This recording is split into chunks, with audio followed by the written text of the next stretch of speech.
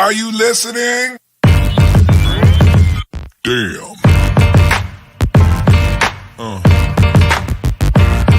Yeah. Yeah. Yeah.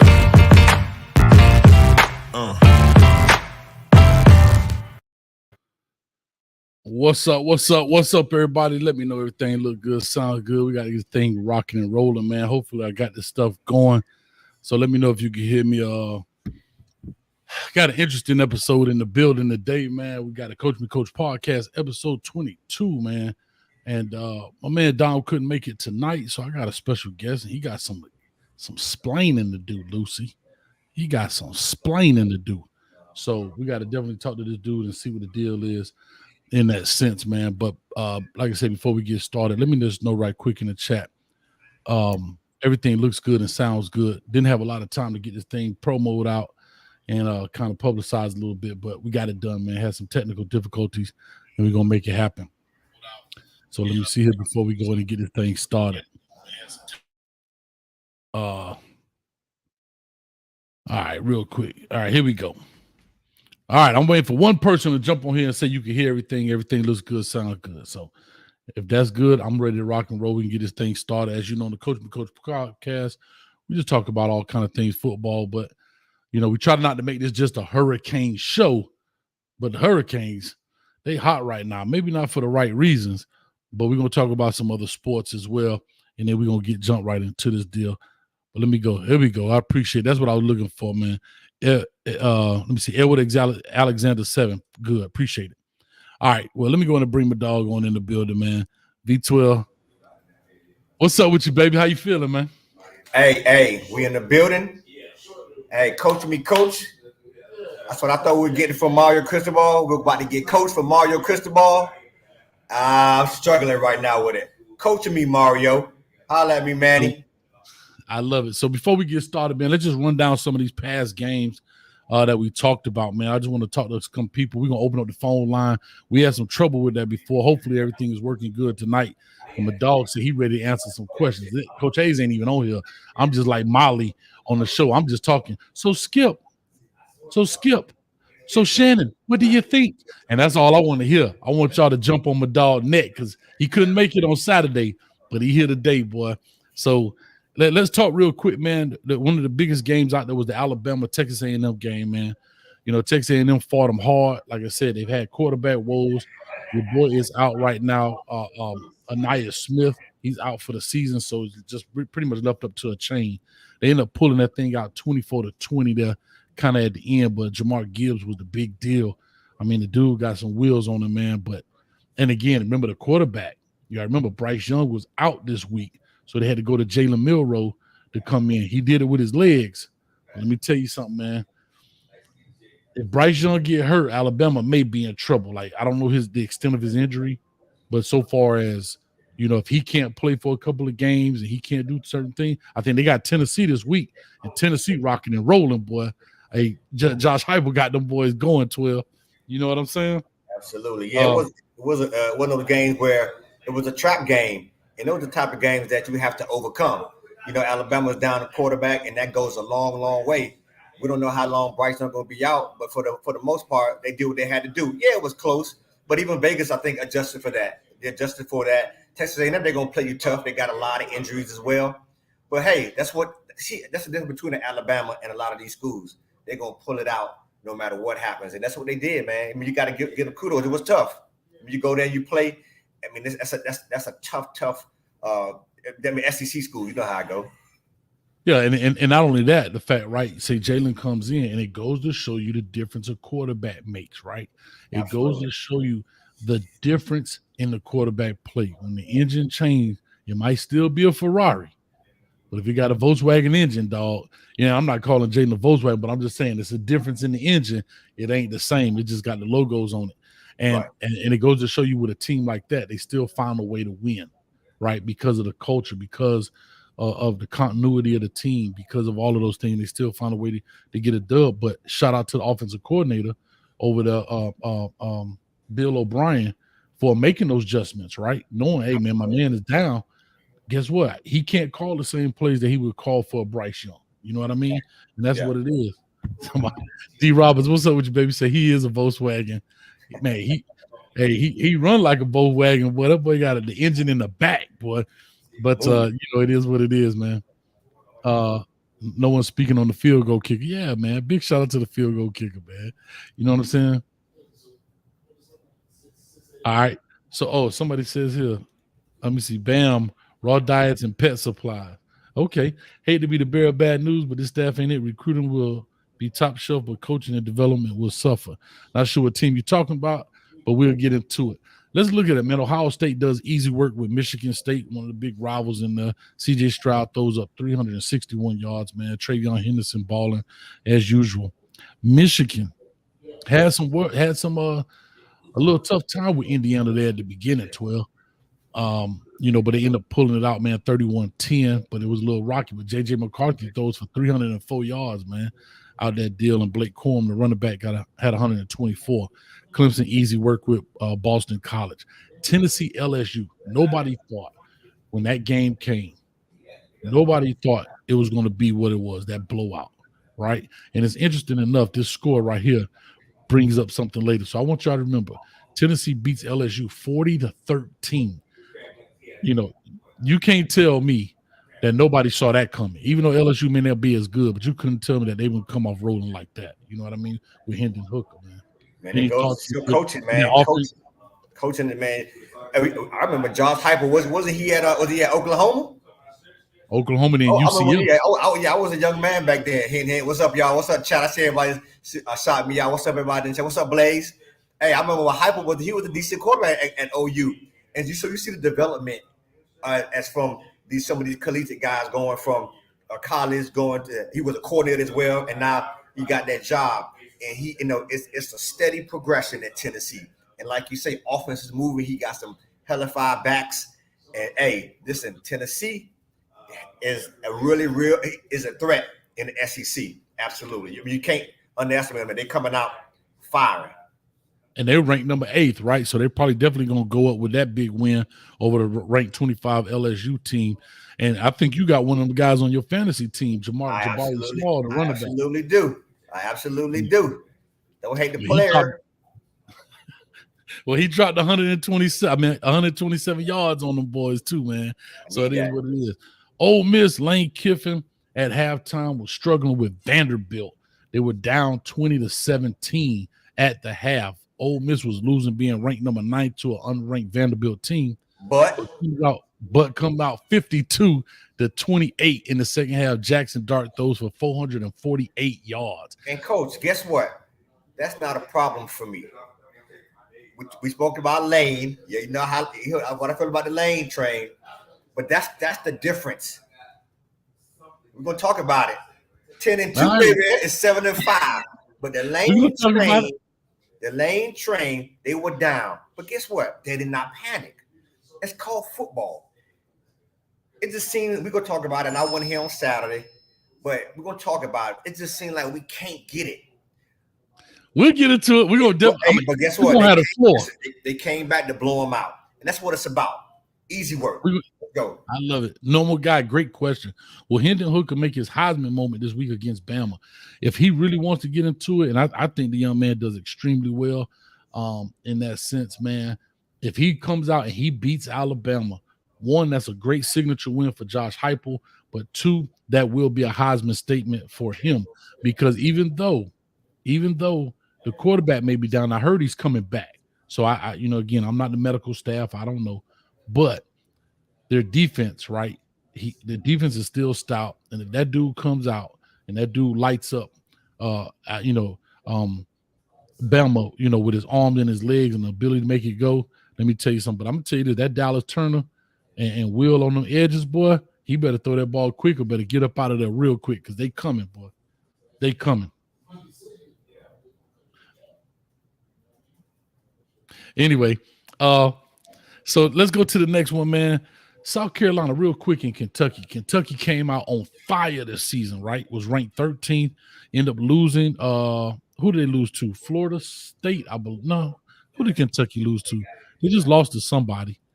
Let me just pull it up real quick. I just saw this doggone thing. They lost to Ole Miss. My bad, 22-19. So they just lost to Ole Miss right there on October 1st, and they come back and they take another L by South Carolina, which is not a very good South Carolina team, in my opinion. But they end up losing that game 24-14.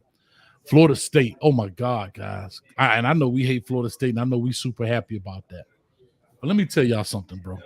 Straight up, 12. You're down 19-17, right? On around your 20. I don't know the exact, but around your 20. You pretty much in field goal range. All you gotta do is put the ball in the middle of the field or wherever the kicker wants it. They take a shot to the end zone and end up getting the dang on ball picked off, bro. To lose the game. Well, what are we thinking? I mean, it's not like it's 3 minutes or 4 minutes and you want to go up by one and they're going to get the ball back and they can kick a late field goal to beat you. It's literally seconds, maybe 30 seconds or less in the game.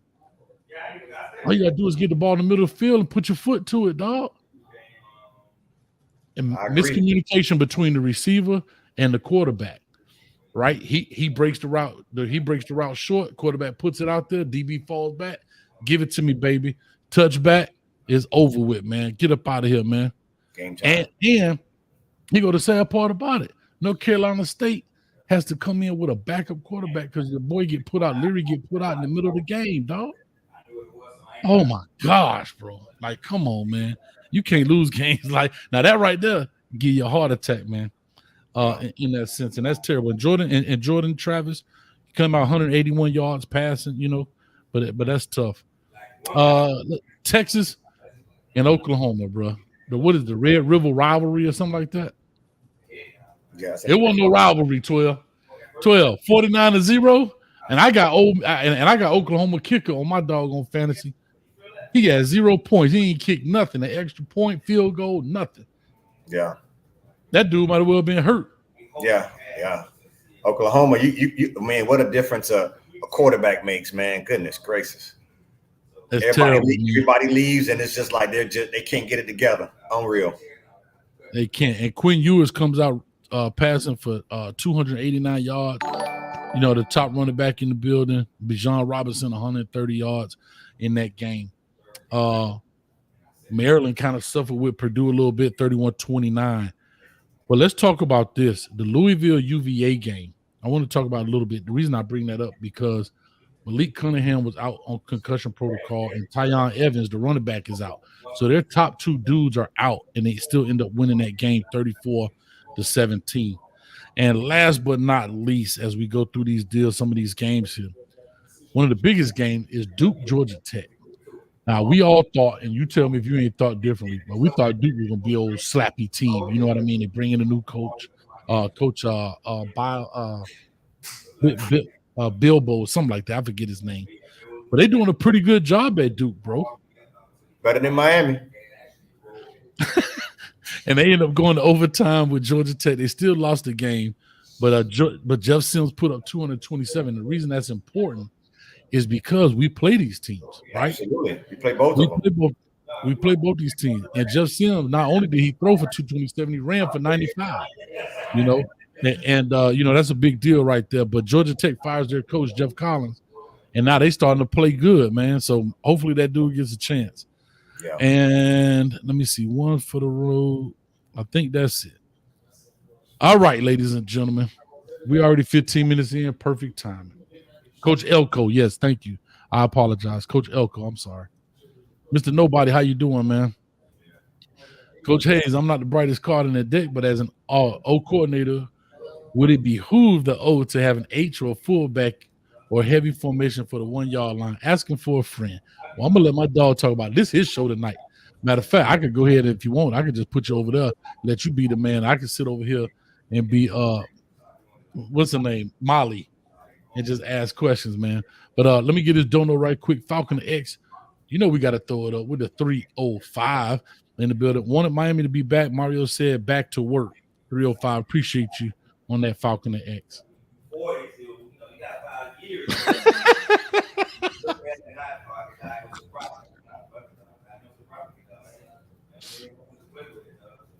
Okay. he's doing the flea flicker every game, so people won't expect the reverse. That's why. Come on, man. All right, V-12. You had some word. We got 100 people in the building. Go ahead and hit the like button, chat, subscribe button, man. Appreciate it. Tell a friend to tell a friend. 12. You had some harsh word. I don't say harsh. You had some. You had an interesting take on the hire of Coach Mario Cristobal. As everybody knows, I did not give record predictions. Everybody show I went on. Coach, what do you predict the record to be? Do you think we win the ACC? Do you da da da da da? And I've never said. I did say it one time on the show about the ACC. I forgot what show. I was just talking, to be honest. But I've never given out a record prediction.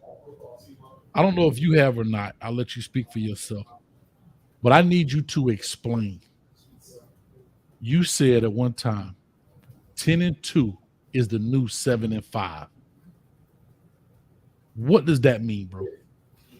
Right. Well, so what happened was we had these conversations when Mario got hired, and we had some of these shows. And during those shows, the expectation from the fan base was Mario was coming in, and everybody was pretty happy, and everyone kept saying, based on the schedule, 10-2, we would go 10-2. We're gonna lose to two teams. That was probably Texas A&M and Clemson. And I was saying for me, 10-2 will be equivalent to 7-5, but there isn't any more victories for the U. So you have someone of that caliber coming in, making all this money. We need championships. We don't need 10-2 records. That's at Oregon. You coming to back home with all this fanfare, the prodigal son comes home, 10-2 is 7-5. But guess what?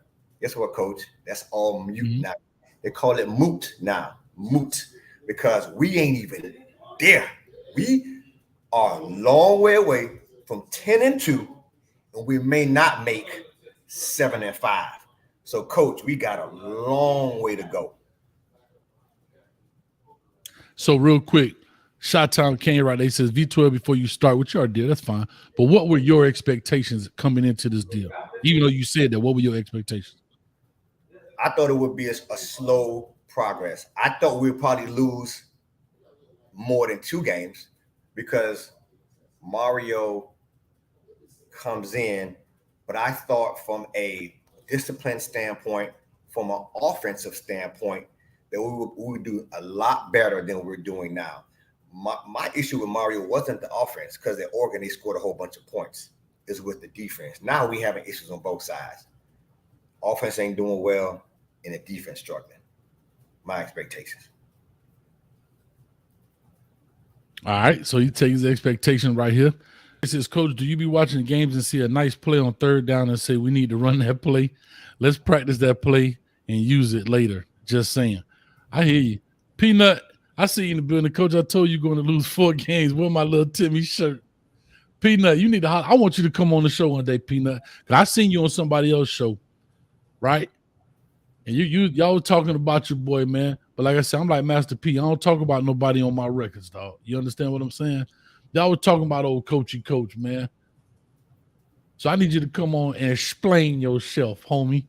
You understand? Peanut, old Alabama fan. I'm loving it, man. But anyway, I want to open up the phone line, and I want y'all to give 12 everything he can handle. I'm just mediating the phone calls because I've said what I've had to say about this deal. Then we'll go in and we'll have some conversation. The phone line has been rocky, so let me know. If you can't hear the caller, right? I can always hear the caller. I've never had an issue with that. But if you can't hear the caller, immediately let me know you can't hear him so I can try to make adjustments, and hopefully this thing will work. All right? I've been working. So please let me know. All right? Let me see if I can throw this phone number up here. I don't even know. Let me see here. Throw this phone number up here. It's scrolling down here at the bottom. 321-328-8235. Go ahead and call in because my dog missed Saturday, so he got to get some of this work. He got to get this work. You understand what I mean? Yeah. And now, as we waiting on the phone call here, we got 119 people in the building. I appreciate you. I asked a question on Wholesome Show the other night, and everybody's up and roared about what's going on. and I try to temper people's expectations to this whole deal. But here's where I go to him. I asked a question that was two-part. I said, would you rather go 4 years and win one national championship, or go 10 years and be very good? 11-2, New Year's 6 bowl games, all this good stuff, right? What do you think the majority of the people, if not, I'll say 90% of the people, put in that poll? More likely 10-2. Because they not true Canes fan. I don't even know the poll. I can just tell you they're not high. They not Andre Johnson Canes fan. They're not Santana Moss Canes fans. That's that. So they don't know. Someone don't really know about it. They all put one. They all said the first one. They said okay, well, that's good. In the national championship. But I respect that. So I'm with that. All right. So I'm gonna show you what's funny. I will go with that. Right. So I'm gonna show you what's funny about that. Somebody said, "Give me that natty." Give me the natty. Let me know in the chat. Listen, let me know in the chat right now. What would you rather go? I'm going with one. Put one for 4 years in the natty, or 2 for 10 years, and like how Georgia was with Mark Richt. We playing for? Teams, we plan to be good. 11-1s. I got you, but I'm just saying. Let me know what you put in the chat. Put 1 for 4 years in a natty, or 2 for 10 years. And 11-1, this, that, and the other. Could here go the average, coach. If we get 10 years, 4 years time 2, that's 2 championships in 8 years. I take that any day. I'll play the averages. All right. So here's the second piece to that. Why? So here's the second piece I put to that question. So I said, if that's what you wanted, then people are talking about firing. But at the time, people were talking about hiring a program builder, which I get, no big deal, right? I was probably nobody call in 12. Ain't nobody want to jump on your neck, dog. They don't want to jump on your head. They see it now. They see it. We got an issue, but yeah, go ahead. So anyway, so with all that being said, I said you hire a program builder, but then we are mad because we don't have instant success. Because the difference between Lane Kiffin and Mario Cristobal at the time, the argument was Lane Kiffin gonna be here a couple years and leave. Mario Cristobal gonna be here for the long haul and build the program. So I said, do you want the flash in the pan, or do you want the slow roast? Right. And everybody wants the slow roast when it came to that. But then we're mad because we don't have instant success. Yes, it's going to take some time. And I'm not saying that by no means that we're not going to be successful. But with the fanfare, how Mario came in, and it sounded good. He came off of very successful seasons at Oregon. And I think, like you said, you never had an expectation, coach, from a record standpoint. But I'm sure you did have an expectation from a progression standpoint. And that's what I deal with. The records, I'm still disappointed that we're under 500 when we're 2-3. I mean, that's that no one expected that to be 2-3. We can all agree on that. No one expected to be. And guess what, guys? We got a few more games, and we could conceivably be 2-5.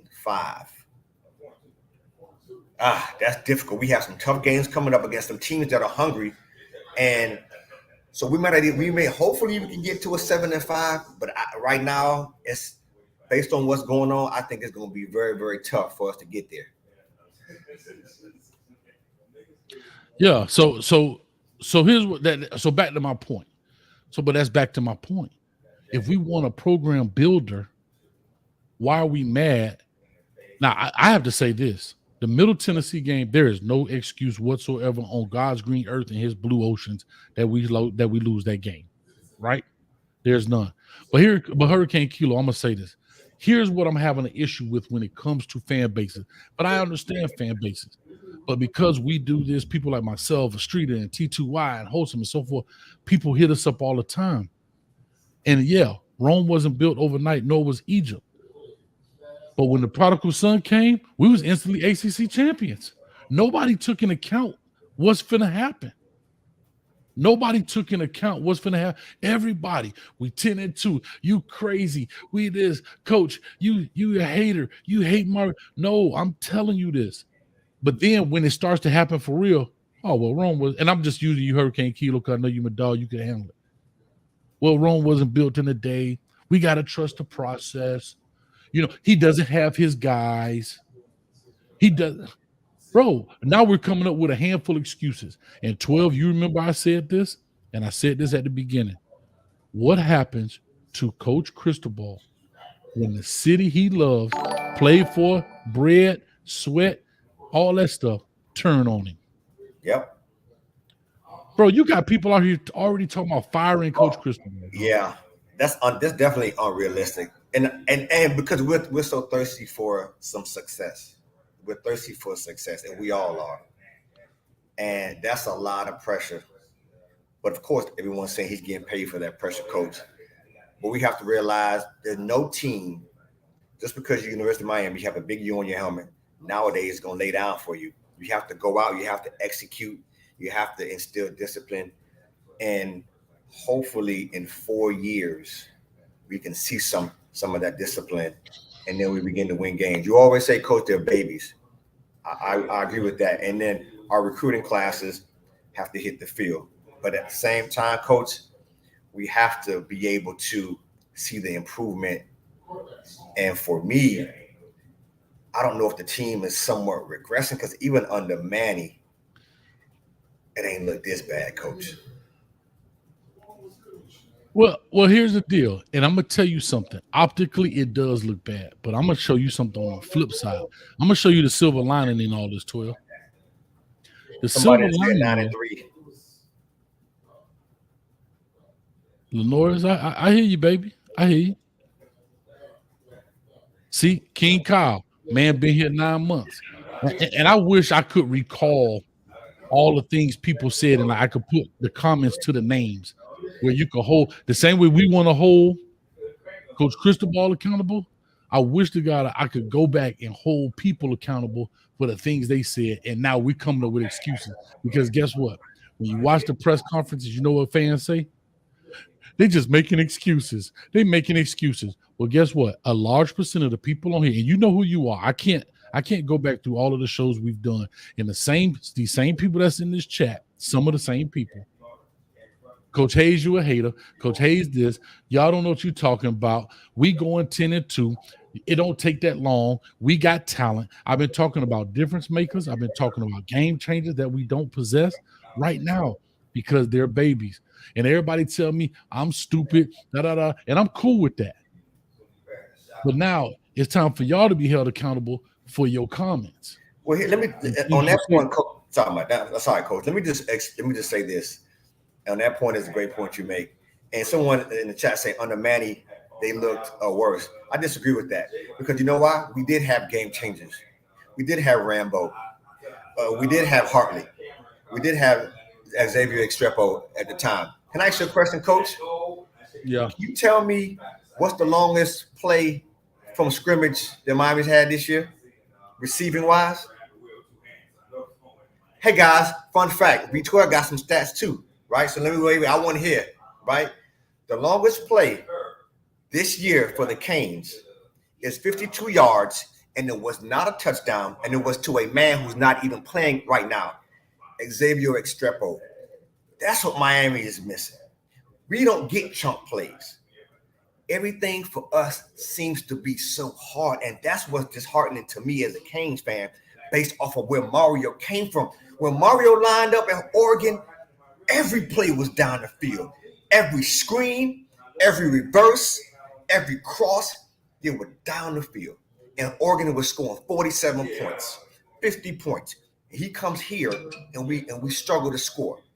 That was my expectations for the defense to be the Achilles heel. But it's everything, right? Can I ask you a second question, Coach? Let's talk about the rushing game. What's the longest rush from scrimmage? And guess who has it? Maybe 26 yards. Okay. And from who?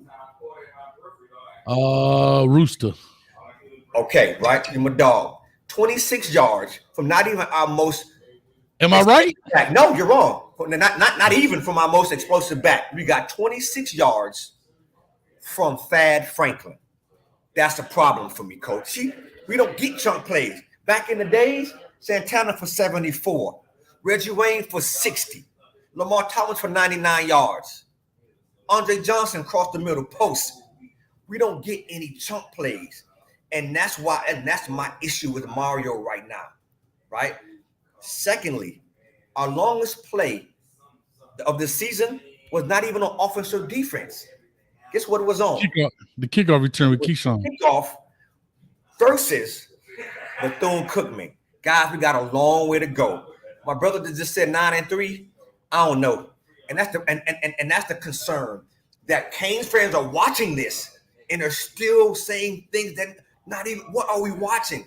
Not even matching. It's not even matching what's on the field, the product. Come on, y'all. Talk to me. Hey, y'all call in. Give it to them. Y'all can call in right now. They were not Hall of Famers at the time. My point is, Tunchi, I love that. My point is 305. Listen, it's the chunk plays. That's what wins the games. That's what gets the team hype. Come on, dog. Talk to me, Tunchi. All right, we got to call in. Like I said, we've had some issue with the phone lines. So before we get started, let me know if you guys cannot hear him right away. I would definitely try to make the adjustments. Call and talk to us, man. Give us your name, where you calling from, and give it to him, baby. Give me what? I'm ready, cuz. Waverly from South Carolina. All right, talk to me.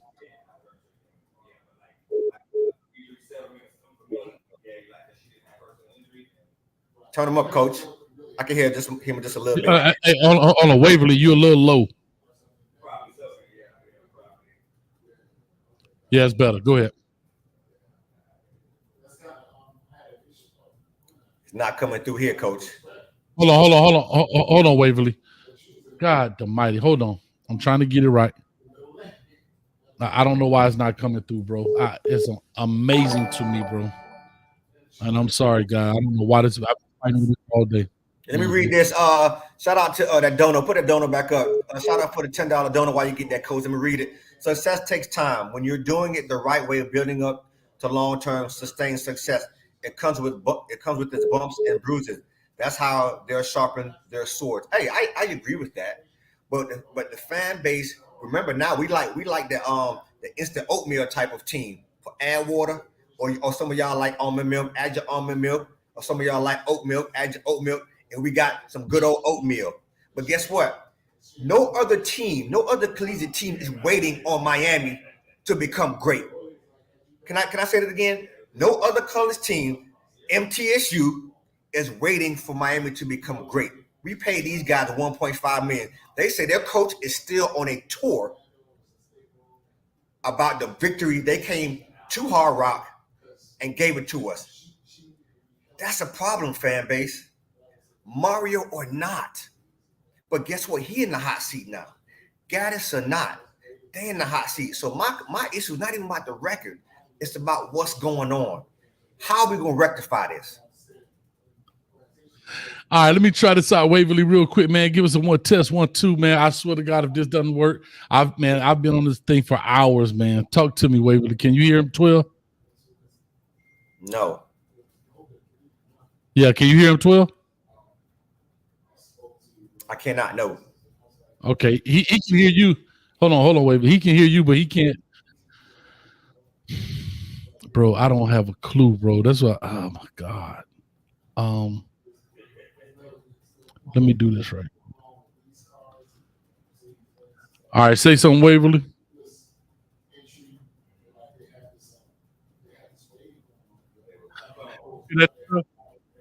He said. I heard something, but it didn't come. It didn't come through. I'm about to give up on this doggone. I swear, man. And by no means I'm not saying fire. I'm not saying fire Mario. I'm not. You've never heard me say that. And I'm a straight up guy. Give Mario his due. Give him his due. Right. I just want to see the progress. I want everyone to just slow roll it, and let's just see. Maybe we do have that game changer coming soon. It may not be right now. Waverly, I'm sorry, man. I don't know why that thing not working, man. But I'm about this. But we're gonna get it right. I promise you I'm gonna get this right. I'm gonna spend this whole week, man, working on this crap. I don't know why. I haven't changed anything, but anyway, well, I'm gonna see what the deal is. I've been working on it, man. It's not working for some reason. All right, thanks a lot, man. We'll see what the deal is. Let me know if you guys can hear. Go ahead, Waverly. Say one thing.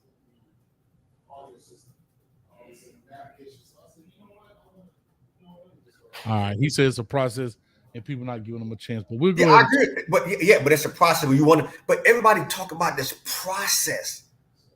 What about progress, guys? Y'all tripping. I'm tripping. I love the process. There's always the process. Guess what? When you're in AA, there is a process, guys. Y'all fall back. Y'all give me what y'all want because I'm gonna get it. I'm a straight shooter. When you're in AA, it's a process, right? But if you still drinking eye openers on the plane at 4 a.m, you ain't progressing. You see the parallel? Progress. The process is great. We need the progress. And I'm not seeing it right now. That's the issue. Right. I'm not saying he on the hot seat. Where is the progress? Show it to me, guys. Show me the progress. Based off of what we had 2 or 3 years ago. Just because the names changed, show it to me. We've regressed in offense. We've regressed in offense. We don't have no explosive plays. What we talking about here? Talk to me, y'all. All right, listen. Hold on. This is what I'm gonna do. I'm gonna cut the phone line off, and I'm gonna do something I've never done. But I'm gonna put the stream key in the chat. You don't have to show your face. I'll let you ride on that today. You can join us that way if you want to get on here and chop it up. So stream key is in the chat right now. Just put it in there. All you gotta do is click on log on in. I'll see you pop up in the background, and we'll make it happen that way. Because I need my dog to get served. Because I think. Hey, listen. Everybody want to be so literal. 12. Talking crazy. Look, everybody want to be so literal, right? It ain't AA. It's A. I'm just showing you guys what the parallel will be. We not doing what we supposed to do, guys. Talk to me, Blaze. Hey. I got Brother Jay Blaze in the building, man. I appreciate it. Blaze. I don't need you to come in here with no you know what I'm saying, no nursery rhyme. I need you to give this dude the business, man. We can hug it out later. All right. So you want to answer where you see the progress? Is that the question? Yeah. Tell me where you see. Tell me where you see it. Okay, everybody hop on. Shot time. What's up, Shot time? I got you. From last year to now, here's some positivity. Positivity is we got a coaching staff. Alonzo Highsmith is in administrating. We have a coach. We have a decent defensive coordinator, a linebackers coach that's decent, and we have an OC. We have some pieces, some positive players. We had some players in recruiting that we established. It's going to take time for that to develop. It's going to take time for the coaching staff to come and gel together. But in this year, 2022, the positives are developing the coaching staff and administration, and they are putting money into the program. That's the positives. Hey, Blaze. Is this shot? No. Hold on. Is this Shot Kane right here, man? This my man. What's up, Coach? That's what I'm talking about, baby. I'd like to see faces with Blaze. I'm gonna get back to Blaze. Blaze, yeah. talk. No, I'm not opposing that. You were right on point. Those are building blocks. Right. Those are building blocks, and I applaud. It's what we wanted. That's awesome. We all wanted that. I applaud that. Those are great. But on the field, I'm not seeing it. And let me just say this. People weren't concerned about progress because when he was at Oregon, it was instant. So nobody was so miss me with the progress tonight because y'all were talking about 10-2. Ain't no progress with 10-2. Holla at me now. Y'all got to be real with me. Y'all talking about 10-2. Nah. Well, it takes time to develop. But guess what? At Oregon, he came out the gate balling. So my point is, we can't have it both ways, guys. Let's be 100. Well, we had different levels. We have different levels of players and different situations. You know, you got to establish coaching staff that played and coached together in unity. You know, you had an offensive line that was established. You know, recruiting. You know, on that West Coast at Oregon. That Oregon was in a situation where a lot of people just wanted to go to Oregon. You know, they was what you can say a fairly winnable program, but you know, those things can happen at the U because it's if we look at the past in time, those things happened before, but those things happened a while ago. It's been some time now that time has lapsed that we haven't been successful. But so now we are reestablishing a whole new building blocks into moving in the right direction. Now the positive, like I just named, was administration. They put money into the program. They putting this coaching staff together. Recruiting is coming along fairly slow, but it's coming. But that all those things are moving in the right direction. It's going to take time to develop the players on the field and see the results of what we're doing right now. So 2022, just look at it as, you know, a building year. You know, it's going to take some time, one or 2 years, maybe 3 years, you know. Hey, Coach. Hold on. I feel you, Blaze. I want my man Shatan Kane because he be on him. Get on him, dog. I'm going to go step away for a minute. Go get him, baby. Talk to me, Kane. All right. So V-12, I'll jump to the Oregon side first because you said it was instant, right? You said it was instantaneously. He turned that program around. I agree with you. But he turned around the Oregon program that was maybe 6 years away from a national championship contender. They already had the foundation set. They were the first to come out with that read pass option with DeAnthony Thomas, LaMichael James. We have not had an identity since joining the ACC. We have had no identity. Oregon already had that identity. They already had a process, and they already knew what type of players to go to. We have had coaches who don't know who to go after. They don't know how to settle in the community. So that's number one on that Oregon standpoint. Number two, this is where the disconnect between the young Canes fans and the older Canes fans go, because you all were around to see Miami at its peak. We weren't. Right. But we also understand, like, I don't compare anybody to what Alabama's doing because that's historical. I don't think I'll see that. I don't think anybody will see that ever again. But also what I'm looking at is how Kirby Smart built his program. He didn't focus on what nobody else was saying. He just said, I'm going to do what I need to do, and then one day we'll reach that point. And they did. The coaching staff have never worked with each other, so I'm giving them a pass. And on top of that, I see progress. I don't see process. I see the progress. Because you cannot tell me that the team last year, as soon as Tyreek Stevenson muffed that punt, we would have been dog walked by Texas A&M by 35 points. And UNC has scored the least amount of points they scored was from us. On top of that, we held them to 27 points and no touchdowns in the second half when the least amount of points they scored was 35. So I see the progress. Okay. I'm not asking instantaneous wins because I understand it's a mindset. A lot of players getting hurt in practice because, I mean, it's hard not to get hurt in practice when they're used to not having heavy practices. You know, when Charleston Rambo came through, he's like, practices are lighter over here than they were at Oklahoma. Yeah. So, you know, these players need to change a little bit. So I understand what you're saying. I do. I'm not disagreeing with you at all. Yeah.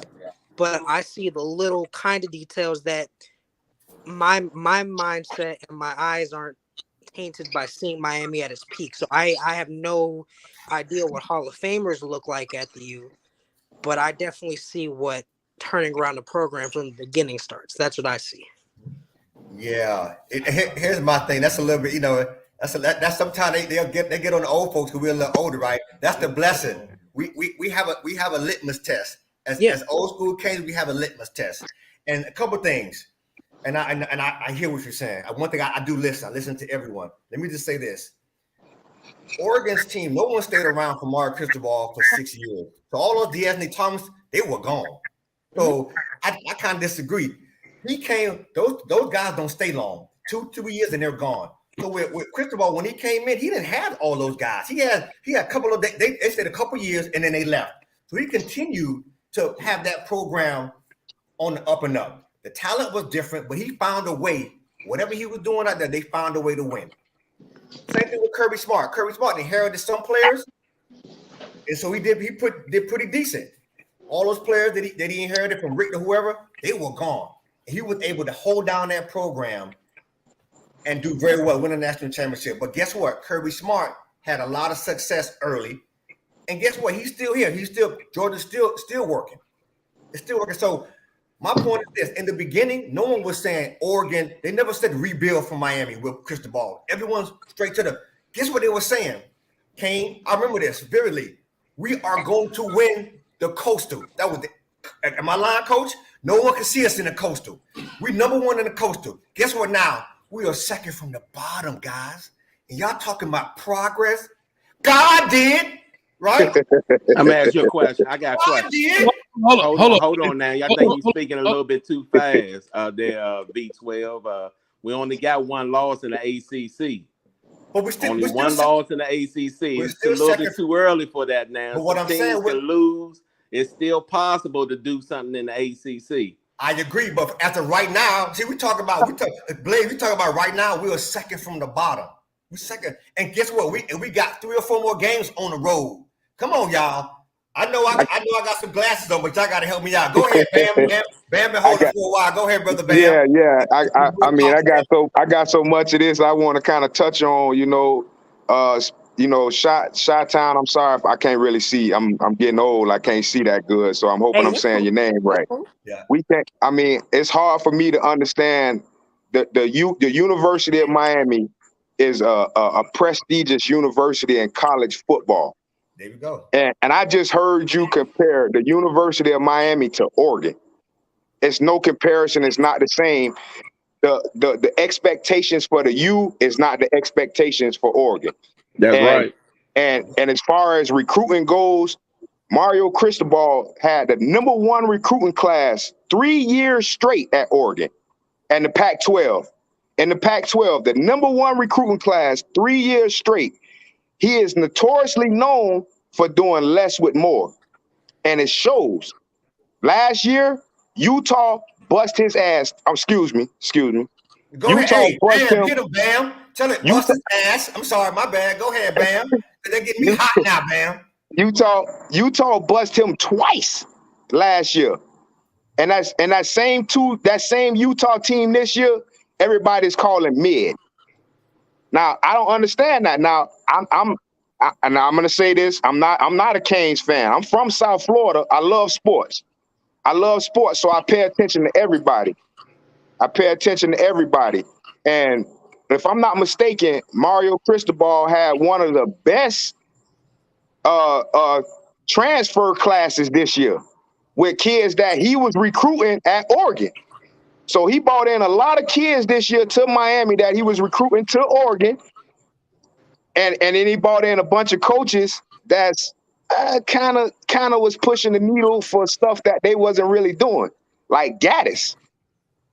Gattis gets a lot of credit for what he was doing when he really wasn't doing much where he was at. It was another coach, if we follow sports. But if we're going to crown Gattis as being this GOAT, these kids practice every day, man. And you run a jet sweep and you got a running back and a wide receiver running head-on collisions on I-95. Bam. I love it. Hold on. Bam. Hold on. I got to let the Oracle speak. Mr. Wilcox next. Go ahead, Mr. Wilcox. Wait patiently. When she speak, listen. When she speak, say, and she going to get up out of here. I want y'all to give a round of applause for the Oracle. In the building. Ms. Wilcox, the floor is yours. Hi, how everybody's doing? Hey, Ms. Wilcox, how you doing? I'm doing fine. The thing is that we got to sit back now because we're handicapped, not by our own will. Okay? You was 13, Texas beat you. You went down to 25 when you only supposed to went to 17. That was a non-conference team. You got knocked out the deal to be the bus class, meaning that Miami got laughed at. This was already set up. And you all got to face the fact. You've been beat by a non-conference team. You got to beat the conference team to stay in the race. So you're not that down, but you've been knocked out because it's a look alike. Bama won by a couple of points being Texas. Texas beat you by a couple of points. Don't neglect the situation because you was in there. But it counts for Alabama, but it don't count for Miami. So you're still not on the same page. I'm sorry. I'm sorry, y'all, but I completely 130,000% disagree with that. No, you can't disagree with it because where we at now, you can't disagree with it. Where are we now? Tell me that. Bring it on. Ma'am, you lost to Middle Tennessee. Don't matter because guess what? At that time, you That's don't know the non-conference. hold That's on before you get non-conference. to attitude. Hold on. You don't know what was the atmosphere. I keep telling y'all the atmosphere was not what it says. There was chemicals in the air. Your team could not go because they were breathing chemicals in the air. They started out slow. Listen, that was in Miami? No. You don't understand what I'm saying. No, I'm asking so I can. The world you see ain't the way it is. You are two different types of football going on. Miami is still down until they have to get up. Meaning that Mario can't move. He's out of it. And you got to say that. Wait a minute, because your attitude ain't going to get us nowhere. Let me explain myself. Get your point across. Because number one, we got to understand. This coach came in after everything was over with and got a lot of kids to sign up to Miami. He had no knowledge what he was getting his hands in. He took the job and said, well, I'm going to bless my own team, my own people. Because guess what? Nobody else wanted you. They wanted you out in another league. They wanted to bury the conference to get y'all out because they want your kids. You're not listening. They want the growth of these kids. They want to stack them for the next 3 years. Okay? Because guess what? The state of Alabama don't have anybody. I live there. Most of the kids belong to organ donors. So you got to understand what the world is about before you know what it's all about. Why Miami's in a situation that they're in. You can have the most guys to come to Miami, but everybody else are plucking them in. And I told you, they get them now, but now wait till the crisis come in 2023. There's no money. Miami billionaire said, I'm going to stay here and stay put to get the money out. Now they're going to take the kids down to 45,000 to sign over. And the mama's not going to have no control. That's right. That's right. So I'm trying to explain something to you. We got to ride through this heat wave because we have no other choice. They gave it to him like that on the table. They all went after him when he lost to Texas, a non-conference team, and blew y'all out the water. You can't fix ugly because that's what the media did it. The NCAA did it. All of them was laughing because they said you're the most worst team that is before you start in your conference game. Okay? Yes, ma'am. You got to explain non-conference and conference, and it's all about money right now. Okay, we ride low because guess what? We lost the most of the non-conference team we should have. But again, there was chemicals in the state of Florida that consider, if you didn't watch the news, chemicals that we've been breathing that was put out to the sun. A lot of us are down here sick and they're not telling you. The atmosphere is not cleaned up just yet. We got more virus coming in the world that you ain't even seen yet. Okay? Some immune systems are better than the next, just like I was telling you. Okay, TBD, he had a chemical imbalance. But guess what? The other one didn't. Gus Simmons didn't. He got out there and pushing the team and he's moving the team. That's what I just got to saying. The blood counts with the DNA with going on that you don't know. Okay? Yes, ma'am. Miss Wilcott, I just want to say thank you so much. When I saw you pop up, I thought I was going to have an opportunity to see that beautiful face. I've never seen. Well, not yet, because guess what?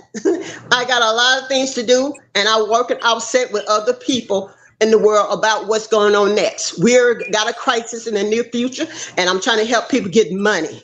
Because guess what? Everybody gonna need some money. They're gonna lay off a whole lot of people in November. And like I said, they're gonna do the kids the same way. But at the same time, let us all just ride with him and respect what his decision is. He want to ride with this young man to give him a chance to the NFL. So that's what we have to do. And I'm out. Bye, Miss Wilcox. Bye. Have a nice night, ma'am. Everybody wait. Bye. Good night, Ms. Wilcox. Thank you, Ms. Bye. Wilcox. Bye-bye. We love you. Wait, Bam. Can I talk to you before you start? Hold on, let me do this. Don't know. Y'all got it. Okay. Fan $4.99. I appreciate you, man. Miami will be back. This just ain't the year. Boy was waiting 40 years for this ship. We hold and laugh out loud. And I had another one. Hold on 1 second. I'm gonna let y'all have it. Y'all, right. Hey, Bam, boy, you almost got in trouble with me, World Cup, Bam. You better. Hey, listen. I'm all for being. Listen, I'm all. One thing I noticed with growing up is that you got to get chastised in order to learn sometimes. So I'm all right with it. But I just want to say I live in Fort Lauderdale, so I'm literally like 30 minutes away from the stadium. All my kids, my wife, my dogs, all us live. I'm gonna leave it alone. I don't want to. Hey, appreciate Man, it. Just right. duck next time. Hey. Just duck. The best thing to do is sit there. So hold on real quick. UGA fan again, $4.99. Appreciate it. Miami can get only fans and the U back to being litty, grabbing a bag. I take $5 for the comment. I'm not really sure what it means, but let me tell you something. The Oracle don't play. So she dropped that mic. You lucky she ain't tell you to put that in your pipe and smoke it. Nah, I think I would pass on that smoke. Smoke. But anyway, go ahead, Shatan. Go ahead. All right, so we lost. Okay, first of all, I agree that the U is higher than Oregon. I understand that, but I'm just telling you what kids my age are talking about. Like I don't know any of y'all ages. I'm not saying that y'all are old or anything like that. But as an older person, you have a different mindset on what the U is. Mm-hmm. But kids growing up my age, it was all about Oregon's uniforms, and Oregon was the cool thing on the block. Alabama was beating everybody, so Alabama is just one of those schools that everybody likes or hates, depending on what you do. I'm in the Midwest, so everybody's an OSU fan. So I'm just telling you what kids my age think. They know that Ed Reed and Ray Lewis all came from Miami, but that's all they know. They don't really see Miami as the U. They see it as the University of Miami, and that's where they leave it alone. So can I say just something real quick before we go there? Sure, Coach. Are you saying that people know Eric Dickerson, but we're becoming SMU? Like, people know the great, but SMU ain't what it was before because of what they went through. Are you saying that, like, and I get what you're saying, meaning as you grew up, Oregon with the flashy uniforms and the duck on the motorcycle and the 25,000 combinations they had. And again, Mariota, they took it down there to Cam Newton and Auburn. I get it, right? Like that was their era. That's the era of football. But again, Alabama has always been in that mix for the past 13, 14 years in that sense. And Miami just has been a mediocre team in that sense. But guys like myself, Bam, Blaze, V-12, and others in this chat, we remember like our growing up is the same as your growing up of today, if that makes sense. Yeah. Okay. Yeah, no, like honestly, like I'm just telling you what people talk about, at least in my social medias or whatever. Miami's that team that gets a lot of national attention, and then people enjoy seeing them lose. They don't see it as a team that, man, if they wake up and it's over with. Now I'm a little different because I became a Canes fan in 2001 in the research, so I'm just waiting for them to, get it together. But people my age, so I'm closer to a lot of recruits' age, so I'm knowing exactly what kids are looking for. And they see Miami as like, I could go to Miami and hopefully make it great if the school decides to do it justice. But at the same time, I'm gonna get a lot more popularity eating Miami every chance I get. So that's just how people my age view Miami. All right, Ben, go ahead. You were going to say something. Well, from I understand. I completely understand what you're saying. You sounds like you're a whole lot young. You're probably closer to my little brother's age, who is a huge. Him and my dad are huge Miami fans.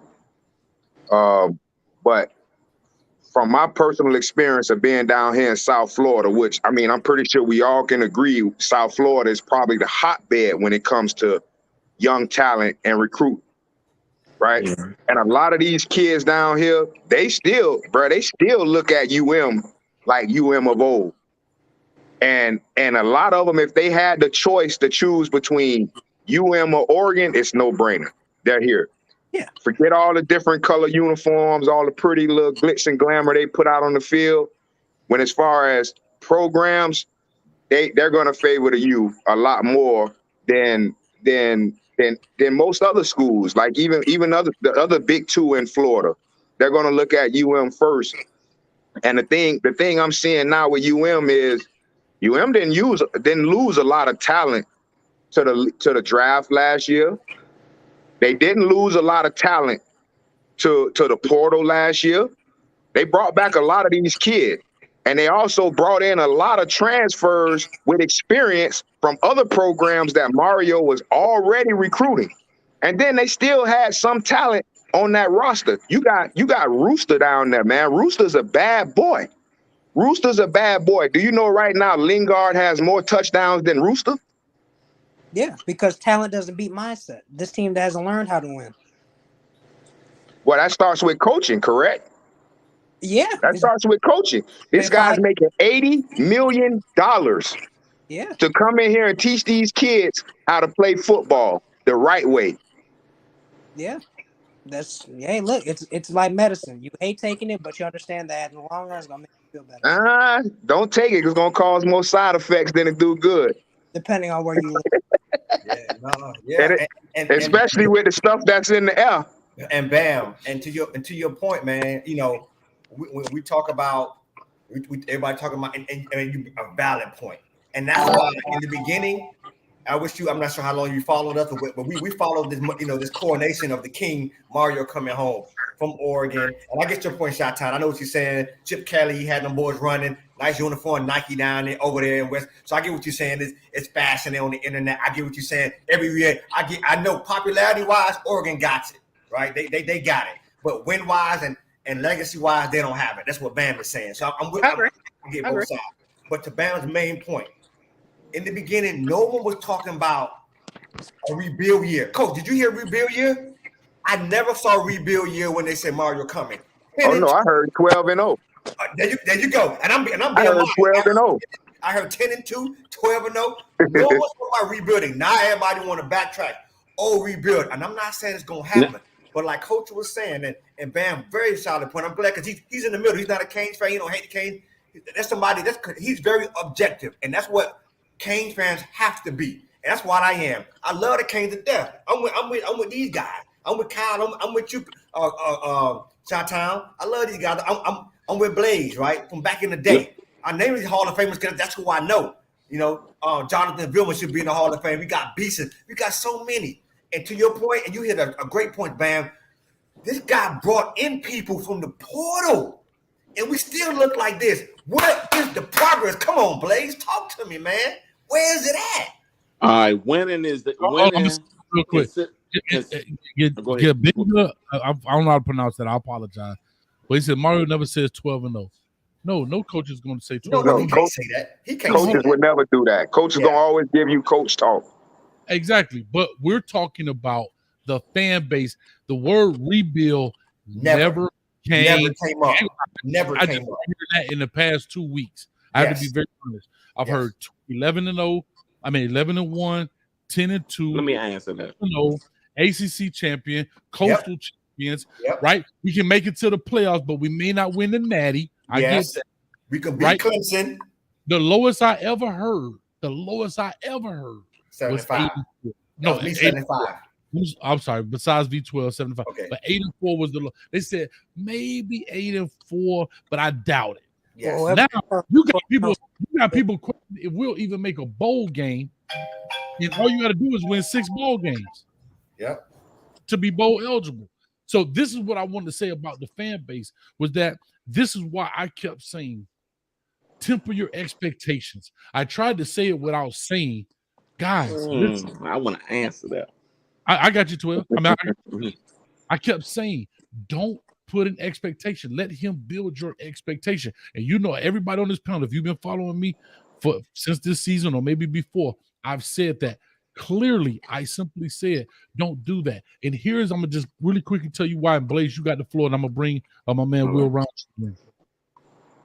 The reason I said that, because as I'm watching this thing develop, a lot of people got caught up with the glitz and glam, right? You got caught up with Mario Cristobal, the prodigal son. He kept throwing cane. He is a cane. He bled on Green Tree. He's woven into the fabric of the Canes, and I get that. But that doesn't win you ball games. Because you know who else was woven into the fabric?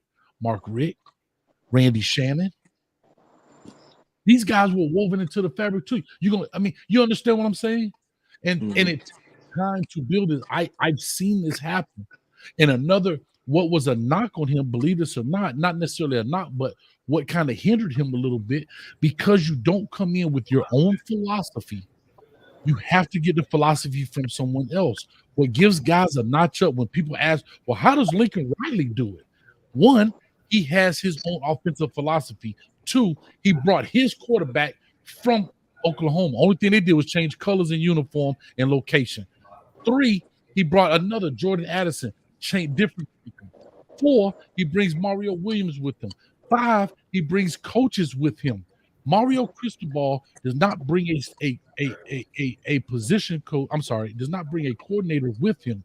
He brings coaches with him, but the coordinator is handicapped. Josh Gattis brings nobody with him. Kevin Steele brings nobody with him. All these coaches are good within their own right, but they can't turn into Voltron until they know how to work together. Right now, they're all individual pieces, but until they know how to get together, that's what I'm trying to say. And I saw that coming, and that's what I wanted to temper. You had my man Warren calling them the SEAL Team 6 of coaching. Yeah. No, they were the SEAL team. They were Navy SEALs, but they weren't a Navy SEAL team because they never worked together. See, those are the type of things that it takes. But as a fan, we were starving so much for victory, we will fall for anything. I could tell you right now, I could sell you this doggone remote and tell you it'll cure cancer. And you'll buy 1,000 of these to cure cancer because you need it so bad. It ain't nothing but a remote control.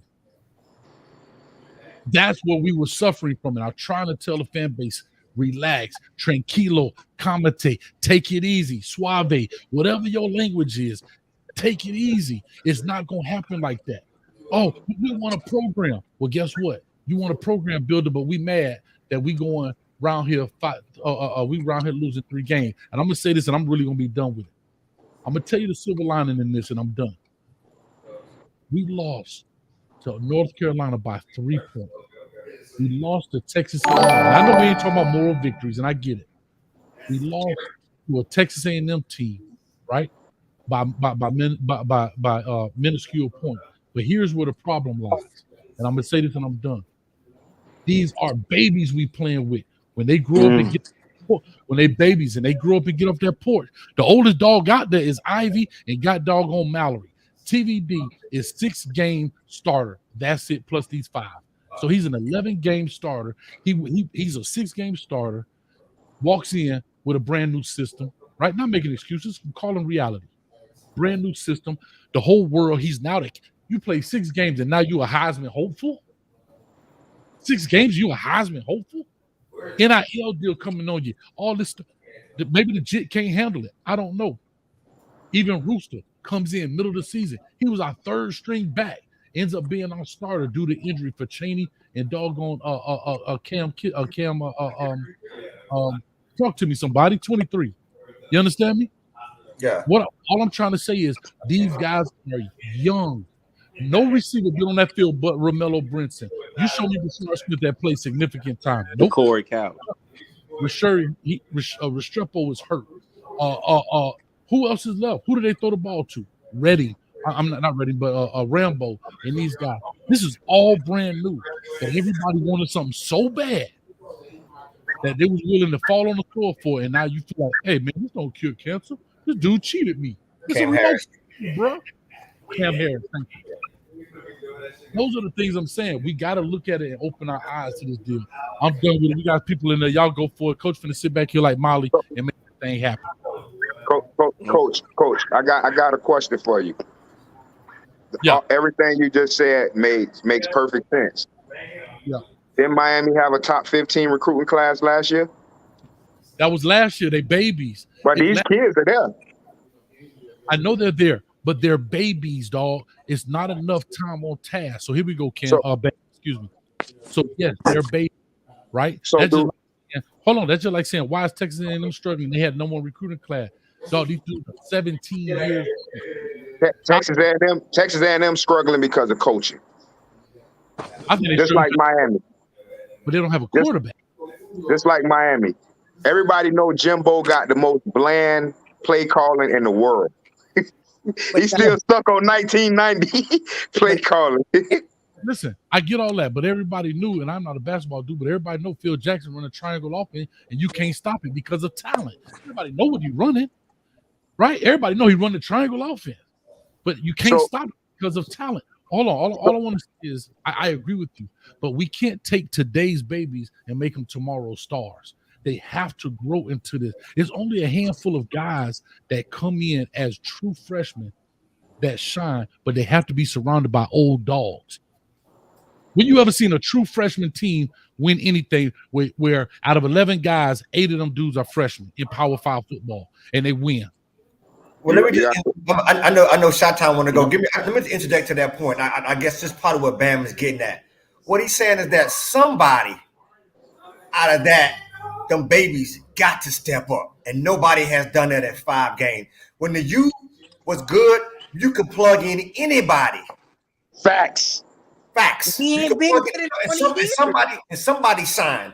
We got all these recruiting guys that nobody, baby or not, we gotta see the fire. We gotta see somebody step up, baby or not, coach. And that's why I'm gonna roll with the man. We got a top 15. Yeah, you a baby. You been on the system. When you gonna shine?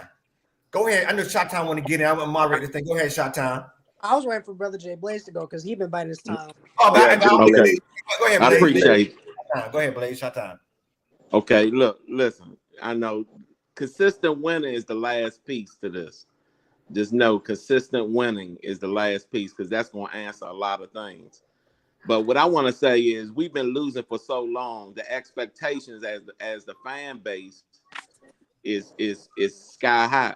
So at any point, when anything new come in, you have high expectations. Now these coaches are individual coaches, like Coach Hayes said. They didn't bring their staff. Some of them didn't bring their staff with them, but they have to come together. It's going to take time for that coaching staff to gel together, but their record in the past, experienced coach, they've been successful. They've been successful. If you look at Kevin Steele, Charlie Strong, you look at these coaches, even Mario in recruiting, they've been successful at what they do and what they do good. But it's a lot of experience in the room as far as the coaching staff and the analysts. So it's a young team. When you got a young team, you getting pieces in recruiting. Some pieces you're not getting all the pieces that you want. It's time to develop the kids. One of the problems was development of the kids. You can have the talent, but development is a very important part. And in development, it takes time for that to take place. Now, any team, any game that you go in, of course, you're going to think high. You're going to say 12-0, 11-0, because you shouldn't go into a game already saying that I'm going to lose the game. You should go into a game saying I'm going to win the game. So the mindset of the fan base should be winning. Everyone should be winning at all points. Now, in the beginning of the season, before the season starts, every single year, we always have this high, big expectation going into a season. It always been like that because we established back then the blueprint, but that blueprint has been gone for a long period of time. But now we are building the building blocks. When I first came on, I mentioned some of the positive things that took place this year. I mentioned they put money into the program. I mentioned Alonzo Highsmith and more of experienced staff. Administration came in. We got Mario, which is a great recruiter, and he's learning as a head coach himself. We have Charlie Strong, Kevin Steele. We have a lot of experience in the coaching room when it comes to coaching staff. We're getting some pieces when it comes to recruiting, and it's going to take time for those pieces to develop. Now, the heart of heart, again, I would say winning always should be on the mindset of everybody. Everybody, we all should think we should win a game, because if you go into a game saying I'm going to lose this game, then you failed already. And you shouldn't have that mindset. You should have a mindset of winning at all times. So my expectations of coming in saying that we're going to win, it should always be like that. And winning is addictive. So if a head coach that we follow in Mario Cristobal, which he seems like to be an alpha, if he has a winning mindset, then that can rub off on a lot of people. Now, we've been disappointed. This is my last piece. Mm-hmm. We've been disappointed. You know, we lost 3 games this year. We lost 1 game in the ACC. You know, I don't care what game we play for the rest of the season. We should always think going into a game, a Miami Hurricane, we always going to look into the winning aspect. I'm not going to look to say and be saying that I'm going to lose already before I play the game. I'm going to go into a winning. We Hurricanes. That you mean something. That you mean something. So if that you mean something, that's where it starts. It starts with the fan base. From the old to down to the new. I got you. Let me knock these donos off right quick. And y'all got it. Lakers all day, 499. He's Lakers all this. It is for all y'all. I'm a Lakers fan. Expectations going to the finals. But for Miami Hurricanes, our expectations should be national title. I appreciate it, man. Right here, Flatbed Shed 99, which I thought 10-2 for 2 reasons. TVD and the fact that I thought our staff was better than the other new staffs are in the coastal.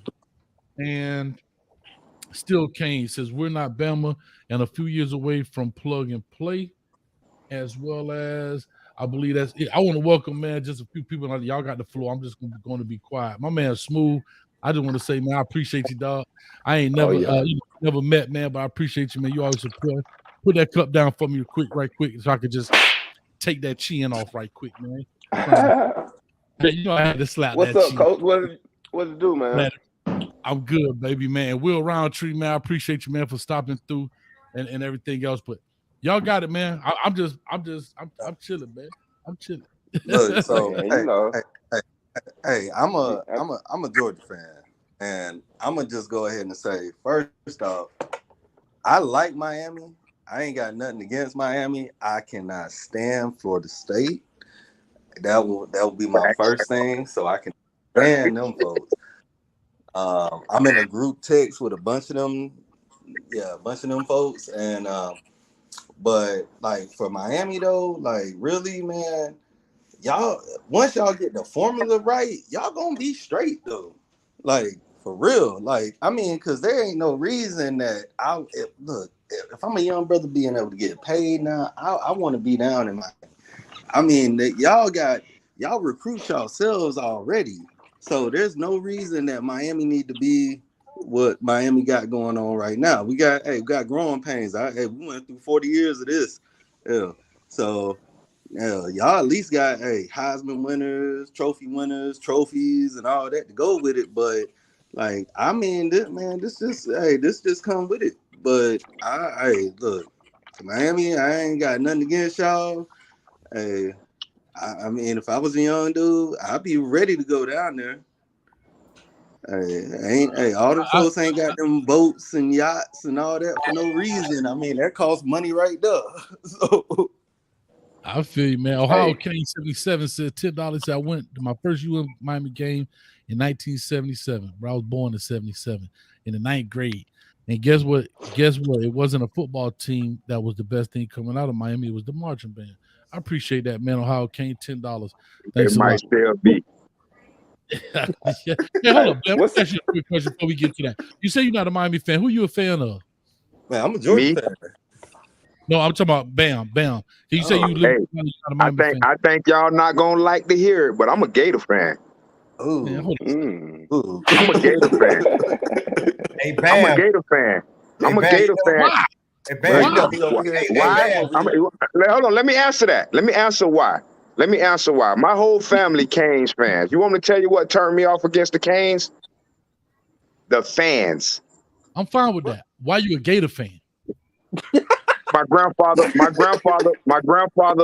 is probably one of the biggest people in this world I ever looked up to, and he's from Gainesville.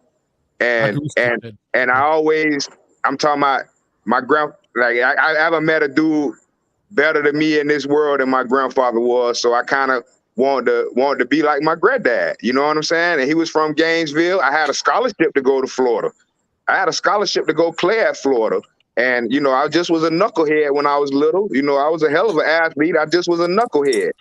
And I just always been a Gators fan, man. And this is probably the first year I really got into all this sports Twitter and all these sports podcasts and all that stuff. And I'm starting to really see, man, fandom is terrible, man. Everybody talks fandom. Nobody talks football. Nobody talks sports. And see, I like to talk sports. I watch a lot of stuff you do, Coach, but I'm always quiet because I don't want to get into too many back and forths with people talking fandom when I'm trying to talk ball. All right, so your coach is the reason. Your coach is the reason that you lost that one game. Yeah. Huh? He went for it on how many times did he go for it? 2 times or for our defense was struggling, so he did what he had to do. Our defense was playing bad. We couldn't stop a nosebleed. Why he go for it on 4th down that many times? The best chance for us to win that game was to go for it because he couldn't trust the defense that day. Well, this is what I need y'all to do. When my dog 12 come back on here, I need y'all to bust him up, man, because that boy. I'm always here. That boy. And I got a question for you, Coach. I V-12. But listen to this, Coach. Listen to this, Coach. You thought it was gonna be one of those things that they're gonna come for 12, but I got Bam. He want to talk ball, and when I got people talking ball, it ain't nothing gonna happen to me, Coach. I got Bam. Hey, Coach. But I got something for you though. 12. Okay, I got something for you. I got a question. All right. Who is calling plays in Miami? The person that should be calling plays. Josh Gattis. Gattis? You say Gattis calling plays, right? So here's the thing. Cristobal came out after last game and said that TVD was so hot that they couldn't take the ball out of his hands. And then Gattis came right behind him and said, there's no way we can throw the ball 40 times. That's not true, dog. Come on, Bell. To put it in context. Put that in context. What Gattis said, and you're right. Literally, he said that. But what he said, what was I wrong? No. Because what I'm telling you is what he was trying to say. He said at the end, championship teams can't win throwing a ball 57 times a game. That's what he said. And here's the thing: a lot of people are not putting it in context. We actually added 11 passes to that within the last minute and 3 seconds in the second quarter, going into the half. Remember, it was a minute and 3. We got the ball. We went down. We kicked the field goal. No, we scored. We come back the next possession. We get the interception, right, with Cam Kitchen. And then we tried to score again. It was 11 passes thrown in 1 minute and 3 seconds. So that added to it. You got to put some stuff in context. Did we do a bad job running the ball? Definitely. But what I'm saying is we got to look at some stuff in context, right? Like we got to say, okay, what Gattis said was, yes, we can't throw the ball that much. Who do you know can win ball game? And Oregon proved that. So we're talking Oregon. You can throw the ball all across the yard. If you don't run the ball, you're not going to win. As the Rams, the greatest show. That's true. You got to run the ball. You can't run the ball for 44 yards and expect to win big time games all the time. I'll just be a Coach. Why y'all ain't gonna run the ball on the worst run defense probably in the country though? In the country. Y'all played against the worst defense in the country Saturday. Facts. like I said, man, like, I mean, I ain't gonna say like I said, but I honestly agree with a lot of the stuff V-12 said. And you know what I'm saying? Everybody who old enough to know when the youth went through their prime, everybody, if you at least probably about 30, 25 to 30, you know the youth. You know what I'm saying? You went through that era. But honestly, that's all y'all holding on to right now, Coach. When we just talk football, that's all y'all got, Coach. It's the name right now. You know what I'm saying? I'm gonna let Shot-Town. Smooth, you're right. Let me let Shot-Town jump in. I got something to say about that, Smooth, in a second. That's a Carol City. It's a Chiefs, Carol City Chiefs sweatshirt. You from Carol City? Oh no, this Hustle Gang. This T.I. Okay, that's nice, man. Yeah, we got a school down here called Carol City. And I know it. My dad went to Carol Georgia City. fan right there. Okay. I want to be. It's nice, man. Go ahead, Shot-Town. I know you've been waiting patiently, brother. Go ahead, Shot. I know, Smooth. You a Crimson Tide fan, ain't you? Oh yeah. Okay. Yeah. Yeah. Hey, what Tennessee got for y'all? Coach, what's understood ain't gotta be explained. You know what I'm saying? Yeah. No. Listen, y'all know, you know, like you gotta respect it.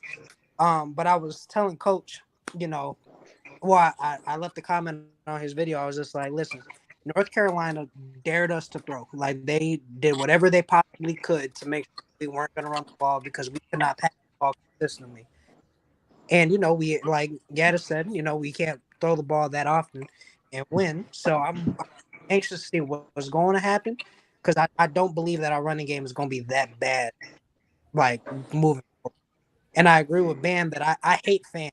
Like I hate Miami fans with a passion. I love Miami, but I hate, you know, Miami fans. I'm only on social media to follow recruiting and talk to people that I don't have their numbers for. Because for some odd reason, the loyalty of Miami fans isn't like it is for other places. You know, us Midwesterners, if Michigan's bad, Ohio State's bad, or Notre Dame's bad, they will still talk about their program with respect and they won't talk bad about it. Miami fans will quickly tell people, hey, yo, we suck, fire everybody, and get on with And guess what, Shot-Town? Hey, you right about that. And y'all come to the games. Come to the games. Come to the games, which helps. You want to talk about a 12th man? Texas A&M is bad, but guess what? 12th man is packed every Saturday that they're at home. We got to be real, guys. Even the swamp. Hey, but I could. I mean, and y'all got chair back seats too. It ain't even bleacher seating, man. That's my thing right there. Coach, Coach, hear me out. Yes, I love Miami. Like I love Miami. I love the city. Like I said, I got folks from down there, my wife down there. I love Miami. But it's like I kind of feel bad for y'all because even not as a Miami fan, but as an outsider, like we still expect Miami to be good though. You know what I'm saying? Like as we everybody do, does. Miami, they gonna get it together. They gonna get it together. Hold on. But I will say the few times I visited Miami, that's been a great time. So but let me tell you this: everybody does. Everybody expects. Right. The media, especially. You come in preseason rankings, all this great stuff. Think about it. They're ranking us preseason off of what ifs, not off a body of work. Cristobal and them just get there. Yes, you're 100% right. People want us to be good. The problem is we are so far behind. Like I said, think about this. Not saying now with the new $100 million, but when we got the new locker rooms, we were getting stuff that was 20 years ago. The wood locker rooms. They had that 20 years ago. Like we were so far behind in a lot of this stuff, man. That's what I want people to understand. You know, when it comes to this kind of stuff, it's going to take a moment to build this deal up. We got to get the players, and I have to say this: we can't. Well, there's a lot of talent in South Florida, but we are still not getting the elite. We may steal one or two, and I've said this analogy before. Not yet. Back in the day, we used to get out of 10 top players out of South Florida. Well, I'll just say Orlando down, right from Central Florida down. Out of 10 players, we would get 9 and one would go. I'm sorry. we would get not we'll get nine and want to slide away like a Chris Gamble go to Ohio State, right? One or two players a dip off. We are now getting the one or two, and the other 8 or 9 are going to Alabama. Go look at a Dallas Turner. Go look at these guys that are playing at a high level. And what I'm trying to get people to understand is those are the dog. Did you see Dallas Turner run that dude down from the backside? Bro, that was us. Those were our what I want people to understand is we are still getting second tier players out of South Florida. They still may be very good, but they're second tier guys. We may get one or two big time names, but here's the problem. Dallas Turner don't look as good if he's the only Dallas Turner. If it ain't a Will on the other side, if it ain't a battle back there, if it ain't, those guys help when it comes to easing the pain. If Dallas Turner is the baddest dude on the team, it's easy to block him. Slide of protection his way, chip him up. But if it's a Dallas Turner, a Anderson on this side, a Alex Woodson from here, a dude coming from here, I can't block everybody, coach. Yeah. And hold on. And so back to 12's plug and play. We were loaded with talent. So when babies came in, they were surrounded by vets. Right now, our babies are like a Brashard Smith. If you walk a Brashard Smith into and I hate going back to that, but just to use his example, if you walk a Brashard Smith into the Miami Hurricanes of 2001, he is Santana Moss. But guess what? If you put people don't know how fast that dude Brashard Smith is, bro. I'm telling you, he's dangerous. We're looking at, think about this, because I saw you kind of tweak your head, 12. When you think about Santana Moss in high school, it wasn't extraordinary. His speed was extraordinary, but his play in high school was, let's be honest, call a spade a spade. So what happened was he got in. Now you got a double of 6'3" Andre Johnson, a Jeremy Shockey, a Kellen Winslow, a Reggie Wayne, a backfield back here that's killing it. They can't cover everybody. You dig what I'm saying? These are the things that Miami's missing. We don't have a stable of guys right now. Anybody on this panel, you name the person that you're a defensive coordinator, you're going up against Miami Saturday. Who are you afraid of? Who are you afraid of? Only person that goes to TBD. That's it. But you got to throw it to somebody. Who is he afraid of? When you win consistently, then those players going to come. When you lose consistently, then you're not going to get those players. I agree with you, but now I'm gonna tell you something. Hold on, Blaze. I'm gonna say this. I'm gonna let you rock. Listen, Blaze. I just want to say this one thing. Okay, hey, dog, you phone down. Listen, I'm gonna let you rock. All thing I'm saying is I agree with you. The problem is you got to find a way to win with a little bit lesser talent right now to get those W's. Hey, that's where that coaching comes in. That's where the coaching staff comes. Thank you. So go ahead. Yeah, that's what the coach. Now, my question was going to say is for a lesser talent. My question going to say is with a lesser talent, you have experienced coaching staff. You can coach technique, scheme, play calling. A lot of things can come off a great coaching staff that can coach lesser talent. Now, when you losing consistently over these long years that we've been losing for so long. Of course, only the 1 or 2 is going to stay in the state of Florida, and everybody else won't go out. But when you win it consistently, those younger players, it's going to be more appealing because they want to go to a winning team. That's just point blank. Winning consistently answers a lot of questions. Bro, hey, I'm just my 2 cents on that is I don't feel like it's winning anymore. I feel like it's like, look, you got to tap into this NIL deal. I mean, dead ass. I mean, like Miami. I mean, come on, that's one of the most desirable places, especially if you got a little change in your pocket. That's one of the most desirable. Yeah, I'm over here fumbling and bumbling, but that's one of the most desirable places to go. And like, there ain't no reason like Miami ain't got the talent. Miami got the talent, and but the NIL is so new, though, Will. The NIL is so call new. For Miami is they need to get the right coaching staff in there. Mario Cristobal, look, give a man his chance. I know he came. What did he come from, Oregon or whatnot, or wherever he came from? But give that man his chance. But outside of that, Miami just need the right person in there. Yeah. I mean, hell, I agree with that. I know, everybody over here talking about Deion Sanders. I mean, like, shit, imagine if Deion Sanders had the reins to go in Miami. I ain't trying to say we're going to be in Miami from back in the day. I'm sounding like a Miami fan, my bad. But I'm just saying, imagine you gave that man all chains off, ready to go.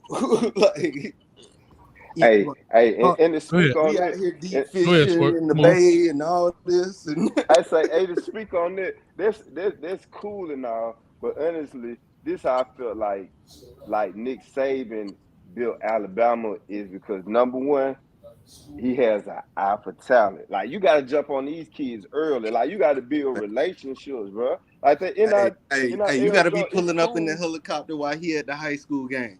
Right. The NIL deal is cool, but at the same time, it's like you got to go somewhere where you're gonna get developed. You know what I'm saying? Like I feel like, I don't know, just from the outside looking in and paying attention, that once them players walk into Alabama, Nick Saban got a schedule from the day they walk in probably to the second they walk out the door. And that's what you got to have. You got to have a plan for these kids, but Miami can have that same kind of talent, though.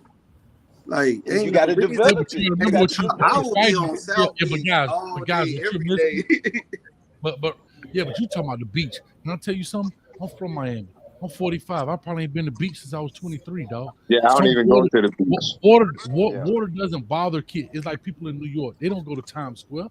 They don't care, right? Yeah. What I'm trying to tell you is, but you ain't had $1 million NIL deal at that time, though. Check this out. Let me address that right quick. Look, that's cool and all, but guess what? In Miami, especially if you're not winning, these kids are a small fish in a big pond. You go to Tuscaloosa, you go to Athens, you go to UT, you go to most of these other little colleges. These are straight college towns where these kids are big fish in a small pond. Like, everywhere they go, they treat it like celebrity. They treat it like superstars. I agree. Look, so Miami, they even find against Georgia, that. Athens really out. Yeah, but guess what? That's a move. But that's a great point. But guess what? Back in the day, and I kept saying that, and not even too long ago, Saban would tell you that, because in Miami we respect winning, and when you win, that's when you get treated like. If you don't win, we ain't treating you like that. You're not going to Rolex with Luke and them. You went with the boys. You're consistent winning. That's the swag. You ain't winning, right? The boys ain't betting on you if you ain't winning. And that's what people always ask me. This 12. What have we lost? They talk about swagger, and sometimes swagger is not being nice. Sometimes you're gonna take a 15-yard penalty. I know times has changed, but when sometimes we need to drop that boom and get get kicked out the game. Because back in the day we were dropping hammers and people feared us. But to your point, my concern is this, and give him his due. But right now we have the quote unquote the best of the best, guys. We got Jason Taylor, Hall of Famer, helping the D ends. We got Charlie Strong, who's considered one of the best defensive coordinators in the world on our team, and we still not able to get over. There is something missing. We got to find the missing link. We got Gattis who's early though. It's for 12. It's early. I just said give. What I'm saying. Hold on. I'm just saying give. I said give him his time, but you would think that where we are now with that type of coaching staff, we will be further along. That's all I'm saying. I'm not saying. I got a hell of a recruiter though. Hold on, but can I say this? Can recruit though. Hold on, but I'm gonna say this. Yes, there's some validity to what you're saying, but back to my point of Voltron, the coaches still learning each other. They don't even know. You got to remember, Charlie Strong comes in with a brand new system. Kevin Steele comes in with a system, right? You get a die from Georgia. He comes with a system. I mean, it's a gumbo, right? Yeah, but what happens when Bama's coaches leave and people just come in? Like we give too many excuses, dog. No, that's 12. Hold on. But that's not the truth. That because the philosophy is there, the people are there. Go look at most staffs when they come in. What do? They bring people with them when they first started. When Nick Saban first got to Alabama, who was his staff? When he first got there, was he bringing in new people? Nope. Why don't you try Jimbo Fisher? I mean, not Jimbo, he wasn't there, but Muschamp and them guys. Yeah, Muschamp, that tree. All of those They guys, was at LSU. right? No, but they were with him at Michigan State. When he came from Michigan State, Bobby Williams and all of them guys. Then he left. He went to LSU, and that's when he started with the Charlie. I call him Chucky all the time. Will Muschamp, Jimbo Fisher, the James Coley. Then he leaves and go to the Dolphins. Who does he take to the Dolphins? That same core group. Then when he leaves the Dolphins, he goes to Alabama. That same core group. These are the things I'm saying that when Mario Cristobal came to Miami, he did not have a core group. You brought the strength and conditioning guy with the mustache. Cool. You brought your homeboy, 12. You know, if I get a job, you right here next to me, regardless, whatever. You the greatest or not, you my dog, we ride. He the O-line coach. You bring Frank Ponce. He's the quarterback coach. You bring in Kevin Smith. You keep Steve Fields. You work with him at Oregon, right? I think Cristobal hired in reverse. The last person he hired was the coordinator. The coordinator comes in raw. 12. I told everybody, I don't know what y'all do for a living, but bam, let's just say you construction. I wanted you to build me this house. No, you can't bring no workers. I already hired the workers for you. Like, well, how are we gonna build it? We gonna work together. That's what's happening right now. Did they hire a staff for him, or did he pick his staff? Because I thought he brought Gattis in there. No, he picked his staff, but what I'm saying is the offensive staff was hired before Gattis got hired. Most coordinators come with someone. All right. Yeah, I understand that. That makes sense. Yeah, because offensive coordinator is going to want to bring people in that are already familiar with what he's doing, just like a D coordinator. And I told my brother, when y'all, like I said, my brother's a huge UM fan. When y'all got Charlie Strong, I was like, listen, man, you're going to love this guy. Charlie Strong is probably one of my favorite coaches that coached on the defensive side of the ball. Who did he bring with him, Dan? Nobody. Still bring with him. Nobody. That's my point. So Joe Salave, excuse me, he came from Oregon already, right? You go hire Joseph Adai, right? I'm sorry, Jamil Adai from Georgia, right? You get Jamil Adai. You bring in Kevin Steele. He don't have nobody that knows his system in the sense of the terminology, how we teach it, when we're going to implement install 1, 2, 3, and 4. That's the same thing Manny Diaz did with Banda, Packy, and them guys. They knew his system, whether you liked it or not. He knew his guys. That's what I'm trying to get people to understand, is that the continuity is not there. With the not yet.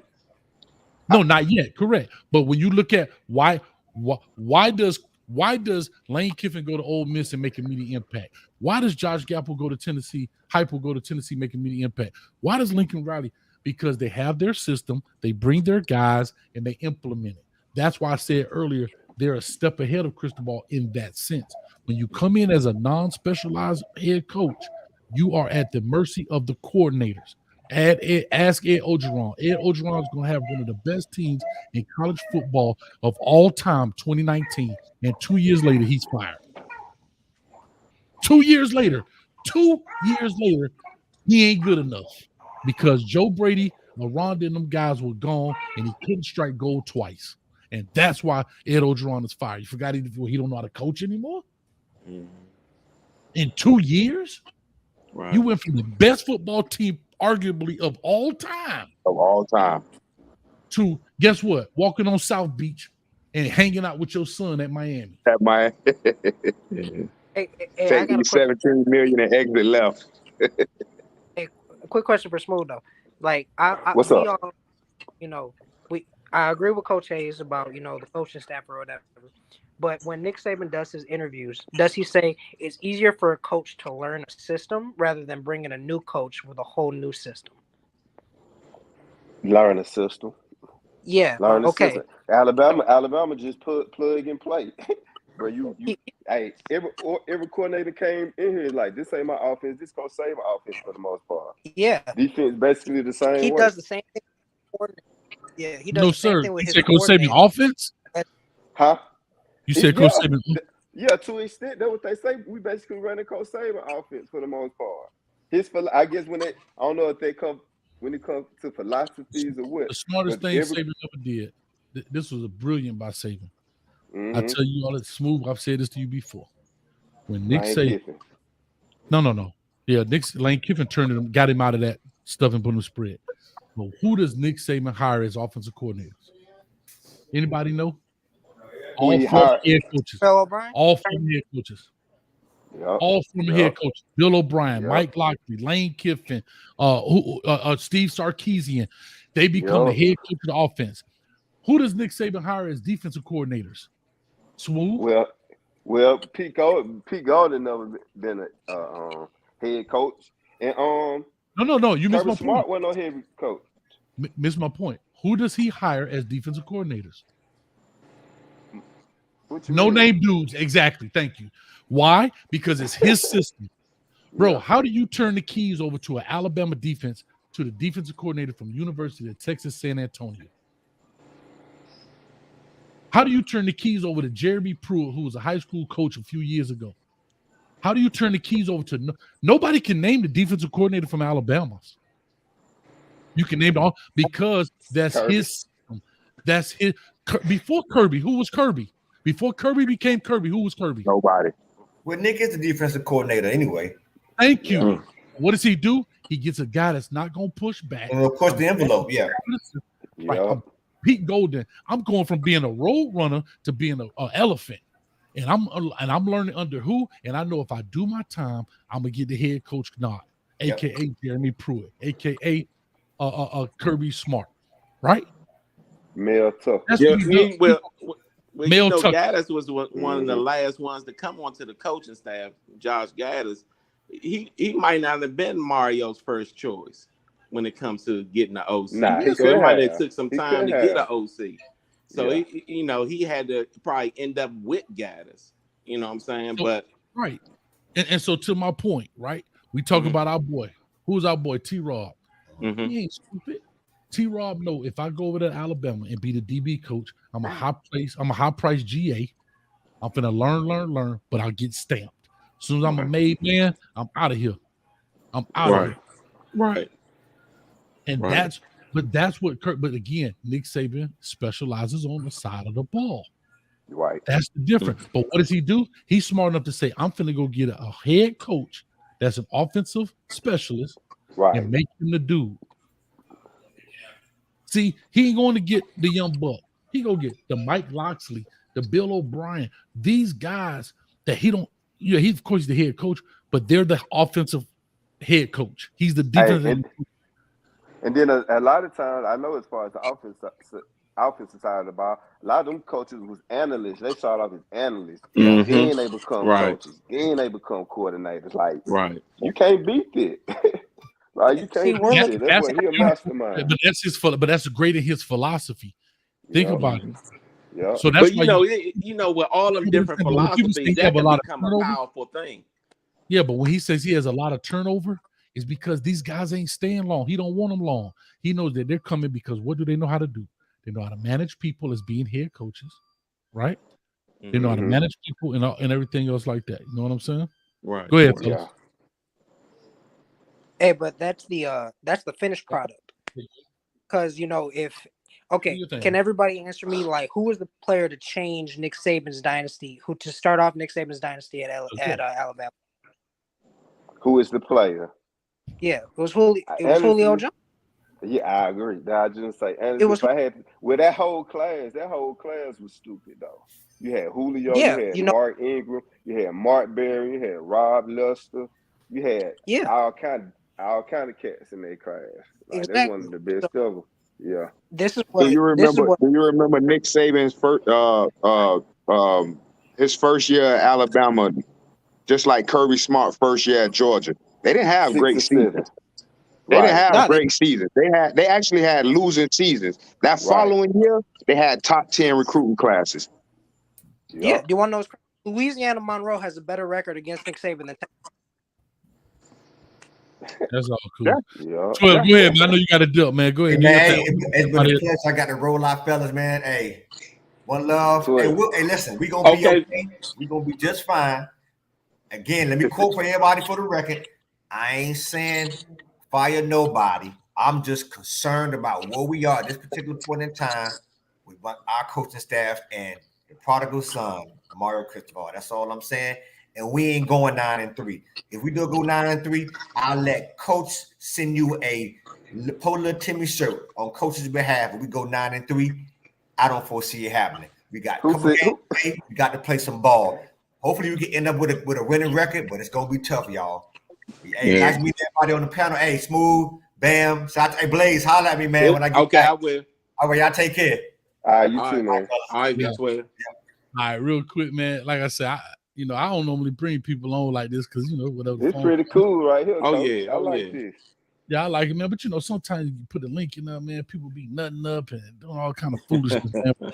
Like I said, we'll have fun with it, man. We'll do this kind of stuff. I appreciate you guys coming on. But I'm gonna tell you this, like it be pulling so much bandwidth when everybody be jumping on. It's cool. But and like I say, everybody respectful, right? People talking and people listening. That's great, man. Tell you got people that matter. But like, here's what I'm gonna just say, kind of conclude. You guys can go ahead and wrap this up. Mm-hmm. As I looked at this team, and I've talked about a bunch of stuff, but I looked at this team. I understand fandom. I understand people wanting to have because the lack thereof, right? You give somebody a doggone stick of licorice and they mind, they thinking it's filet mignon, right? Because they starving to death, right? They starving to death. You know what I'm saying? Right. And that's what our fan base is starving. Yeah. Yeah. And no coach is going to come out and say, hey guys, like nobody's going to do what Billy Napier did, the open letter, where he kind of hedged his bet. Billy Napier hedged his bet when he wrote that letter about, the fan base is going to take time and blah, blah, blah. Cristobal not built like that. He's not going to be that PC type guy. You know what I mean? Because that's really what I felt when I saw that thing with Billy Napier in that open letter. I'm like, bro, you hedging your bet to say, if we're not that good, it's because we got to, but guess what? If they happen to do it, I told y'all, just trust me. It was one of those kind of things. And that's how it was. Right. But for Cristobal, I've said this, I'll say this again, and I'll really be done. He has to strike gold so far as coordinators go because his coordinators are his bread and butter. His coordinators are the ones who make the engine go. He's driving the car, but he's not the engine. See, you got some guys out there like the Lanes, the Josh Heupels, the Lincoln Rileys. They're driving the car and they're the engine. They just got to find a transmission. Right now, he just driving. He got to find an engine and a transmission. And he got to strike gold twice. I'm not saying Gattis is a bad coach. I'm not saying he's a good coach. I have to see. But I'm telling you, when I look at some of the play calls, I'm telling you, some of that stuff ain't bad. His red zone has some stuff left to be desired. I've said that. But I brought this up on Holstrom Show the other day. People, why Gattis didn't call timeout? Well, like I said, when you ever seen a coordinator call timeout? You ever seen Pete Golden call a timeout? Head coaches call coach. Yeah. Right? Yeah, and Gattis, what you want to jump out the booth? Timeout. No. Yeah. Second is Cristobal has veto power. If he don't like what he hear, he knows football. I've said this. Mario Cristobal knows football. He ain't just out there because he know how to keep guys in line. He knows the game. If he doesn't like the call, veto it. Coach, I don't like that. You got to go with something else. Or he's telling him to run it. Either way, it falls on him because he's saying, all right, coach, I'm going to let you coach, but this ain't working. Or he's telling him, hey, man, run the ball. And Gattis could have said, hey, coach, I want to go 5 wide on 4th and 2 just to spread them out and run the ball. I got a question, coach. I got a question. Yeah. Go ahead, Blaze. Coach me, coach. All right. Yeah. Here's my question. Here's my question. All right. What's the difference when you talking about evaluation? What's the difference from a game at the end of a game evaluation to a whole season evaluation when it comes to coaching staff? What is the value when you talk about evaluating? When you're evaluating what you have done that particular game and evaluating what you have done overall of all the games, what is the difference in the evaluation when it comes to the coaching staff coming together? collectively saying, I identify, evaluate, and make corrections. So you talking about Cristobal evaluating his coaches? Is that what you're asking me? Yeah. And what's the difference in the evaluation from game into the overall at the end of the season? Well, it's a combination of everything, right? You can look at this particular game, you break it down, then you take all 12 of those games and you compile it together and you come up with your analysis, right? Like, look, bro, over the season you did this, but after the Middle Tennessee State game, X, Y, Z happened. It's a lot of stuff going on them headsets that we're not privy to. Right. It's a lot of stuff. So those corrections, though, at the end of the season, they are big time corrections. They major corrections, but during the season, they are minimal corrections, right? But so during the season, you're trying to right the wrongs of what you see. At the end of the year, you as a head coach had to make a decision to say, I can't right his wrongs anymore. He got to go. Okay. So during the season, hey man, look, 4th and 2, you went through this. I don't necessarily like that. This is my philosophy. Woo, woo, woo. Then you see the next game, he continue to do it, blah, blah, blah. Right. Either he gonna conform or he gonna do his own thing or whatever. But at the end of the year, you have to make a decision. Can you deal with that? Because everybody's not gonna be 100% on your page. Or you get rid of the guy and find somebody else. Right. Okay. It's just what it is. Like, for example, I never forget this. I remember going into a game and I told an offensive coordinator, hey man, I want to run these 3 particular plays, right? I'm thinking the dude gonna try me. You know what that Negro did? What? It wasn't part of his real scheme, but you know what he did? What? He ran on the first 3 plays of the game just to get him out the way to say he ran them. What? Wow. Hey, at halftime, boy, let me tell you something. See, that's where you have issues because it's a lot of ego in this. I'm the coordinator, the head coach, and I'm saying, hey, these 3 plays need to be put in, blah, blah, blah. I'm giving him leeway to say, run them when you feel necessary. They his plays. Yeah. You know what that dude did? What?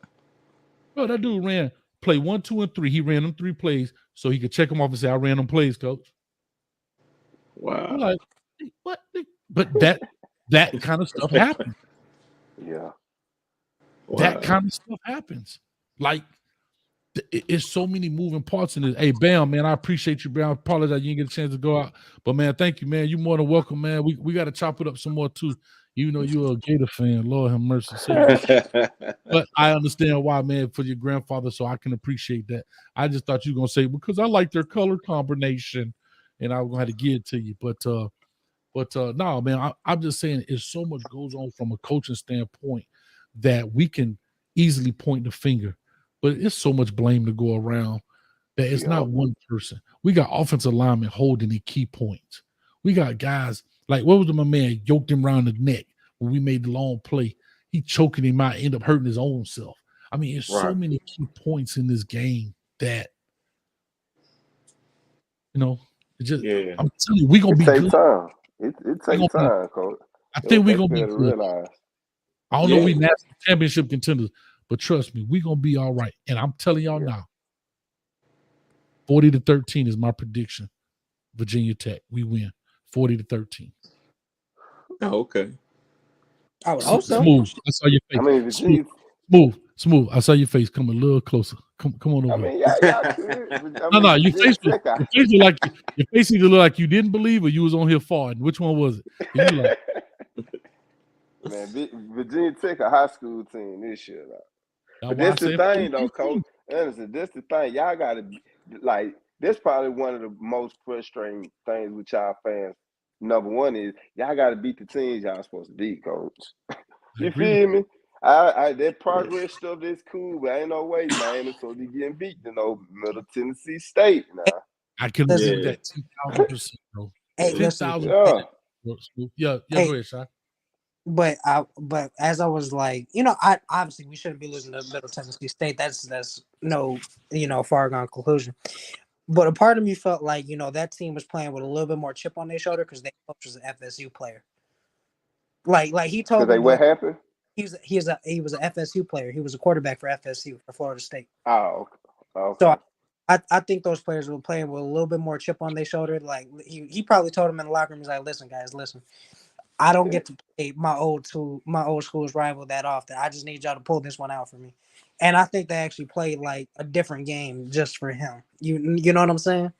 Like, so I feel like that was like I felt like obviously we shouldn't be losing, but like there's some games that you just can't explain. Like that coach just tell his players the right things to just just do something.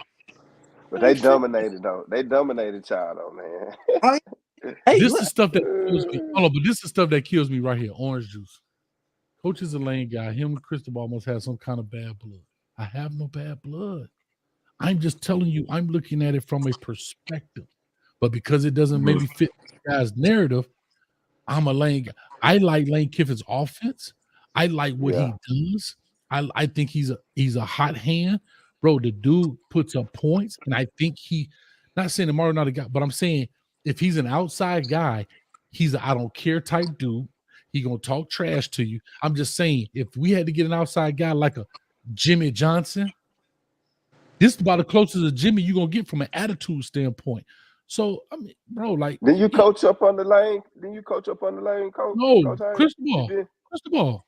Okay. And this is why I'm telling y'all a lot of the stuff without giving a lot of details that I'm looking at. Somebody else said something about. Hold on. I hate when people say head coaches are not coordinators. What do you think they were before his head coaching position? So if you show me one, you show me one team that Mario Cristobal was the offensive coordinator for, I'll give you $1,000. For real. I'll give you $1,000. I ain't never known Cristobal be no coordinator. I'm just saying, I'll give you $1,000. Yeah. Hold on. Somebody said something about Dabo Swinney. And Dabo Swinney got lucky in the sense of a Brett. I'm trying to find it. Somebody just brought up Dabo Swinney. And they were saying, well, what about Dabo Swinney? And I was trying to say Dabo Swinney got blessed by having a Brett Venables who did not want to leave. He struck gold in this guy. So he only had to find the coordinator. Once he did that, that coordinator taught. That was the gold Dabo struck. Now you're going to start to see a decline as as Venables leaves. You're going to see it because this coordinator that they have now offensively, he a young cat. You think he's going to sit by Dabo's side for 10 years? He do a great job at home. Now Dabo got to go searching. Who I'm going to find? Look at Tony Elliott. Tony Elliott dipped on him, didn't he? Yeah. Hey, Coach, quick question. Yeah. I got to get out of here. But yeah, me too, man. I got. If Mario sets the foundation, like we see the body types change and everything because the strength coordinators are doing their thing. If Mario Cristobal sets the foundation and then leaves, what would you say if Joe Brady comes back and be the head coach and then he's the offensive specialty and then all we got to do is that? I'm gonna be honest with you. I know who Joe Brady is. Again, he ain't been a head coach, so I got to see him in the head coach role. You're a coordinator, but I want to see him in the head coach role because it's more than just calling plays. You got to be able to manage the team. You got to be able to do those things. So I can't say what Joe Brady is or isn't right now as a head football coach in that sense because I have not seen him doing that. I don't think Joe Brady going to come back to college football if you want to know the truth. NFL too easy. There's no recruiting. You don't have to do anything else. It's 53 guys on the team. Plus some injuries, plus the practice. And you making the money. Right. And they don't hardly practice. Yeah, they don't hardly practice. You talking to grown men. Hey guys, this is what I need you to do. You ain't gotta change the culture. You know what I mean? True. You're not there when it comes to recruiting. Another thing, we gotta stay consistent at the head coach and keep a head coach for some time because you gotta give him chance to prove that he's a winnable coach. You can't just keep changing coaches all the time. You can't just keep doing that. You got to stay consistent at the head coaching position. That's one of the most important positions. Give it some time. I mean, he just got here. My goodness. It's just I love it. He might be 0-40, but guess what? Somebody gonna walk out on crutches, homeboy. How about that? I'm just saying, but these are the kind of things I'm saying. When people don't fit the narrative, this has nothing to do with Mario Cristobal. I'm the same one talking about in Mario we trust and all these type of things. Yep. But you can't help everybody. When I've come to realize this about the fan base, I used to get my feelings hurt looking at the comment. Now I don't even care no more, bro, because it's stuff that's just is asinine, bro. Yeah, it be. Yeah. Yeah. Hey, them Cane fans be horrible. Yeah. It's a lot of Alabama fans like that.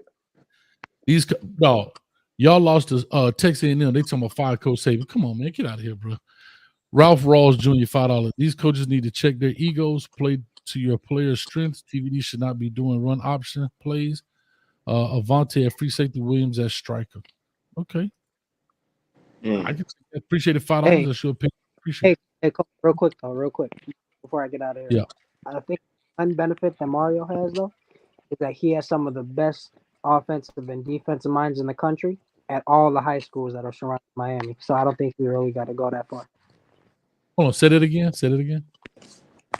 I said one thing Mario has working with him, though, is that in the surrounding high schools around Miami, the University of Miami, he has some of the best coaches in the world. So I don't think he has to go that far to strike gold if he needs to that badly. Yeah. He did that on the first day he got hired. But that's politics. Can I tell you that's politics, bro? You know how hard it is to bring an offensive a coach from high school in to be a offensive coordinator at Power 5 football? Yeah. If that's the case, why Roland Smith in high school? Why he ain't got a position coach? It's hard. It's a lot of politics in that. Same reason why Deion why you think Florida State couldn't give Deion a job? Even if they wanted, they couldn't. He ain't got nobody to work. How am I gonna give you a Power 5 program because your name Deion Sanders? I tell people all the time, just because you was the valedictorian don't mean you could be the principal. Yep. Hey, Coach, what you? Hey, for 2 seconds, what you thought about this situation the other day? What you thought about it? With Deion and my man Robinson? Yeah. So here's what I'm gonna say to that. For Robinson, I think he's a little sensitive, me personally, in the sense. Now hold on, I'm gonna explain why. Yeah. Here's my personal opinion. If you're gonna whip my behind, like my man say 0-40, you better whip it. Because when I get a chance, I'm striking the band up. I'm telling people that right away. I ain't pulling no punches. If you want to talk trash, I'm cool with that. I get it. It is what it is. You building up the stuff. I'm not sensitive to that kind of stuff. Yeah. Now, the only thing I would have been sensitive to was you walking through my players pre-game. Now, people can say, well, Deion do that every game. But everybody don't know that. Right. Everybody doesn't know your ritual and you're at my stadium. I'm not at Jackson State. You're at my stadium. You're walking through my players. People know you Deion. It's a sense of, you know what you're doing, right? So if that's the case, if you felt that way, if Deion had respect, he would have stayed off to the side till the players moved and went on around. You don't walk through the guys. So when they go to the handshake, as I see it, he shook his hand. He just put his hand out and walked off. Like, bro, we ain't got to hug each other. Mm-hmm. Now, when I first heard about it, because Streeter one told me, man, the dude pushed him. I'm thinking when I cut this on, I'm going to see a Draymond Green, like a 2-hand hug. That's what because you get somebody saying he pushed somebody. So when I saw the dude do like this and he just put his hand up and went on, I'm like, whatever. He was giving him a brotherly hug, but when he went to do that, he was so teed that he pushed him off. He pushed. He didn't even put. He buffed him out. Like he just. My thing is, why Bama offered Jackson State to come to the homecoming anyway? Don't they know that's gonna happen? I mean, because they knew folks was gonna come. They knew it was gonna be a sellout. It's business, dog. What I'm saying is, I think he's sensitive, and he's all. Right. There's some people here, dog. Everybody ain't built for a tough. I think this dude, he is Alabama State. This guy Eddie Robinson, he's got the namesake. Sticking and he's been outshined by a guy who's quote unquote an outsider, right? I don't think that was the case, Coach. I'm talking about in his mind. In his mind. Right. His mind. I'm not saying overall, in his mind, like he said, in his mind, I am the swag. Right. That's what I'm saying. In his mind, not in the world's mind, not in public view. In his mind, he's like this dude that came in. I was the king of the castle, dog. And then you come in here because you are Deion and you got HBCUs pumping, which instead, we work together and guess what? We do it like the URL. We have a face-off. You know what I'm saying? The night before, like pre-recorded, be like, "Hey, Deion, I'm gonna whoop your butt out here, dog." And and then they go out there behind and get them a fifth of Jack or whatever, and have a nice day.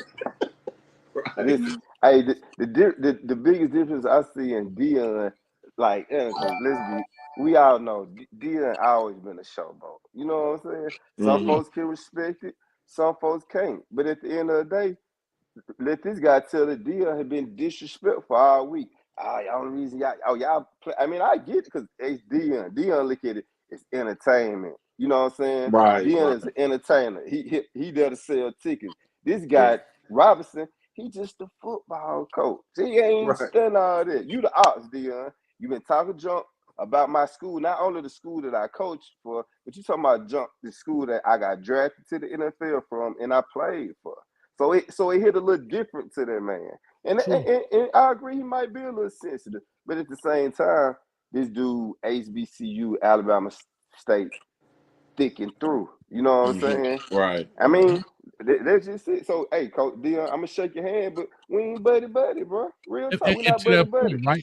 Because you got to think about this guy. He's saying, and I've said this too, when they wouldn't give you a chance, who gave you a chance? HBCUs. Right. I'm HBCU. I mean, not me, but I'm saying the guy, Coach Robinson, is saying, I'm HBCU through and through. If I ever leave Alabama State, I'm gonna find another HBCU. Are you using this just as a stepping stone to build up your catalog to go on to a Power 5? Like, I guarantee a guy is probably thinking. I'm not saying he is, but I'm just talking about how people think when you know how that is. You know he is because he said it. He said, I pray. I mean, I know he probably meant I hope you don't take another you take a Power 5 job, but he was like, I pray you don't get no Power 5 job. That's what he said. He like, I want to play you. But why did he say that? No, but see, back to context, because that's a sound bite. Right. The context was he was saying, I pray you don't get a Power 5 job, so you be here next year, so I can whoop your behind. Yeah, that was Street was talking about yesterday. Yeah, because if you cut it off right there, it make it seem like he hating on him. Right. Like he hating. No, that's not what he said. It's like me saying, "Hey, Smooth, boy, I hope you're an Alabama fan next year, because when the Canes play them, I'm gonna whip your behind." Like that kind of thing. You know what I'm saying? Nah, see, it ain't even no ifs, ands, or buts. But that's terrible, Coach. That was a terrible comparison, Coach. Yeah. My bad, dog. My bad. Hey, Smooth, come holler at us in like 2025, 2026 when we fully back, and then we'll holler at you. Hey, I want to see you have to remember, everybody not with your see it. You have to remember this. Everybody's not with your antics, right? Yeah. Some coaches are line drive dudes, right? They just, hey man, I'm here, do my job. I coach my guys. Blah, blah, blah.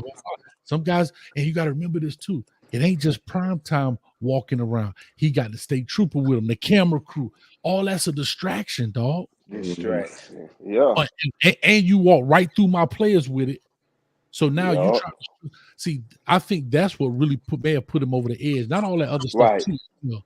Yeah, but then too, though, Coach, this how I feel too, and I could be wrong. This is my personal feelings. If Deion would have came to that man before the game and be like, "Hey, Coach, you know it wasn't personal. You know it's just entertainment. Whoop the whoop. You know, have a good game. Right. Best man win." After the game, it probably would have been a totally different response. I know it would. Right. We'll have a Deion said nothing to this man whole game. You didn't talk trash all week. Now you done whoop my butt, and now you want to be friends, buddy. Yeah. Nah, bro. Yeah, like I said, I think the dude is sensitive about some stuff. Yeah. Also, my only beef that I have, I don't care about the trash talk. The only beef I had with Deion was you. I don't care if that's your ritual. See, he does that every. Dog, I don't care if you do that every game. Guess what? Right. Do y'all know what I do before every show? No. Drinking. But I'm just saying, because you don't know my ritual, so maybe that's a learning lesson for Deion to say, hey, before he go there, pass on to the department, the sports information department. Hey man, is it okay if coach take a lap around the field? That's something he likes to do. I'm just saying in the future, because guess what? Because remember, that's why, and then see what Deion said. But remember, we came a little late to the game, so that's why we were kind of rushed. But that ain't my fault, coach. Y'all came late. Like what I'm saying is, we on this side of the 50 during this time, and maybe you can't take your walk today, because y'all late.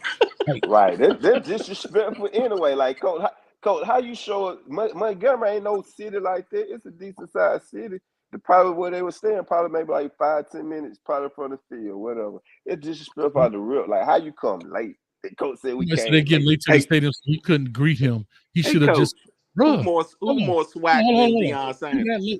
Hold on, you that late, but you got enough time to walk around the stadium, but you ain't got enough time to meet me at the 50 and say, "What's up, coach? While we doing legs and stretch?" Nah, come on, CV. I feel you, baby. But come on, you got enough time to walk around with the police officer running next to you. You got 2 cameramen running with you. You got your hoodie on. You waving to the crowd, but you ain't got enough time to give me 5. Say, "Hey, coach, what's up, baby? Have a good game." Respect. Exactly. That's all I'm saying. Like, that's all I'm saying. If you're gonna be buddy after the game, let me just read this so we get out of here.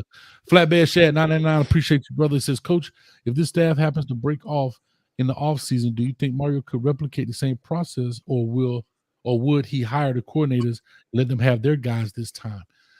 I don't see the staff going anywhere. I see maybe the coordinators. I don't see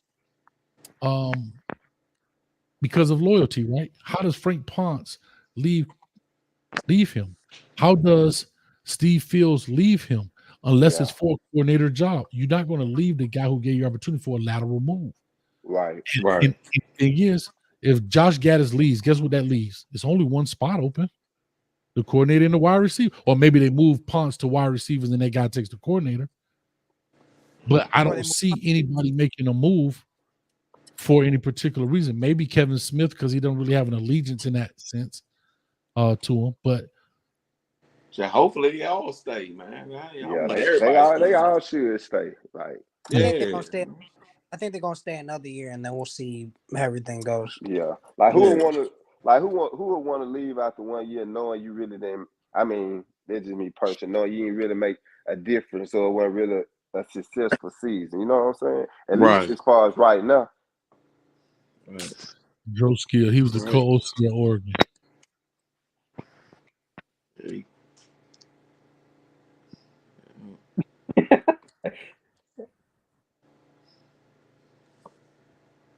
Real, bro? Coach, you know what I look like now, Coach? Oh, that's how I felt, yeah. Can I ask you a question? Joe Salavea is the associate head coach at Miami. If Cristobal get fired, you think they're gonna put him in there? Nah. Bro, a lot of these tags is for money, man. Y'all stop it. Stop it. Because I'm gonna ask y'all a question. Since ain't nobody bringing this name up, since we want to go with these tags, everybody mad at the passing game. Well, who the damn passing coordinator then? So we worried about tags. Who's the passing coordinator? So a receivers coach? No. Who is the passing game coordinator? It's on the website. Frank Ponce. Everybody mad about the passing. Everybody mad that TVD can't hit the broadside of a barn, but who's the quarterback coach? See, y'all want to fit your narrative. I don't like Gattis, so let's get rid of him. The receivers can't catch. But what happened when he said 35 yards over the dude's head? Ain't nobody say Ponce ain't coaching the receiver, the quarterback. Yeah. Stop it, dog. Even there's different ways you can look at it, though. Come on, bro. Sure. Like how? But because you don't like Gattis, you don't like Gattis. He don't fit your narrative. You got to find somebody to blame, and the prodigal's young in the game to blame him right now. Because I looked at some old films. What y'all think about Dan Enos? He just wasn't ready when he was here. Okay, well, guess what I heard from some prominent people? Go back and look at some of them old YouTube videos. Dan Enos is one of the best offensive coordinators and offensive minds in the country. Wow. The same people YouTube catch y'all looking at today. Yeah. And now guess what? He crap because at that time it don't fit the narrative. Cut it out. That's all I'm just trying to say. Relax. Let this thing play out. Josh Gattis sucks. I'm not saying he's the best. But there's a lot of unknowns to a lot of stuff, fellas, when it comes to this coaching game. You can't just look at it and call it out. It don't work like that. It ain't like basketball. You got 2 coaches. The head coach. Yeah, go ahead, Smooth. So, question: if TVD came on here with us right now and you ask him, TVD, what's the difference between last year coaching style and this year coaching style? What you think he'll say? Like, why has he went backwards? Like, seemed like, I mean, honestly, when I had watched y'all, the receivers were dropping a lot of balls. But I like TVD. He a good player to me. I don't understand like how he went backwards. But there's times too, right? I agree with you. So Smooth, in that same breath, there's times he dropped a lot of balls. Attempts played a lot of factor too, because the first couple of games we went run heavy. We didn't really pass the ball that much. So attempts played a lot of factors too, because if the OC is calling run heavy plays to the running backs, how can the quarterback drop back and look good? So here's my question. I remember us going 41 for 21. TVD went 21 for 41.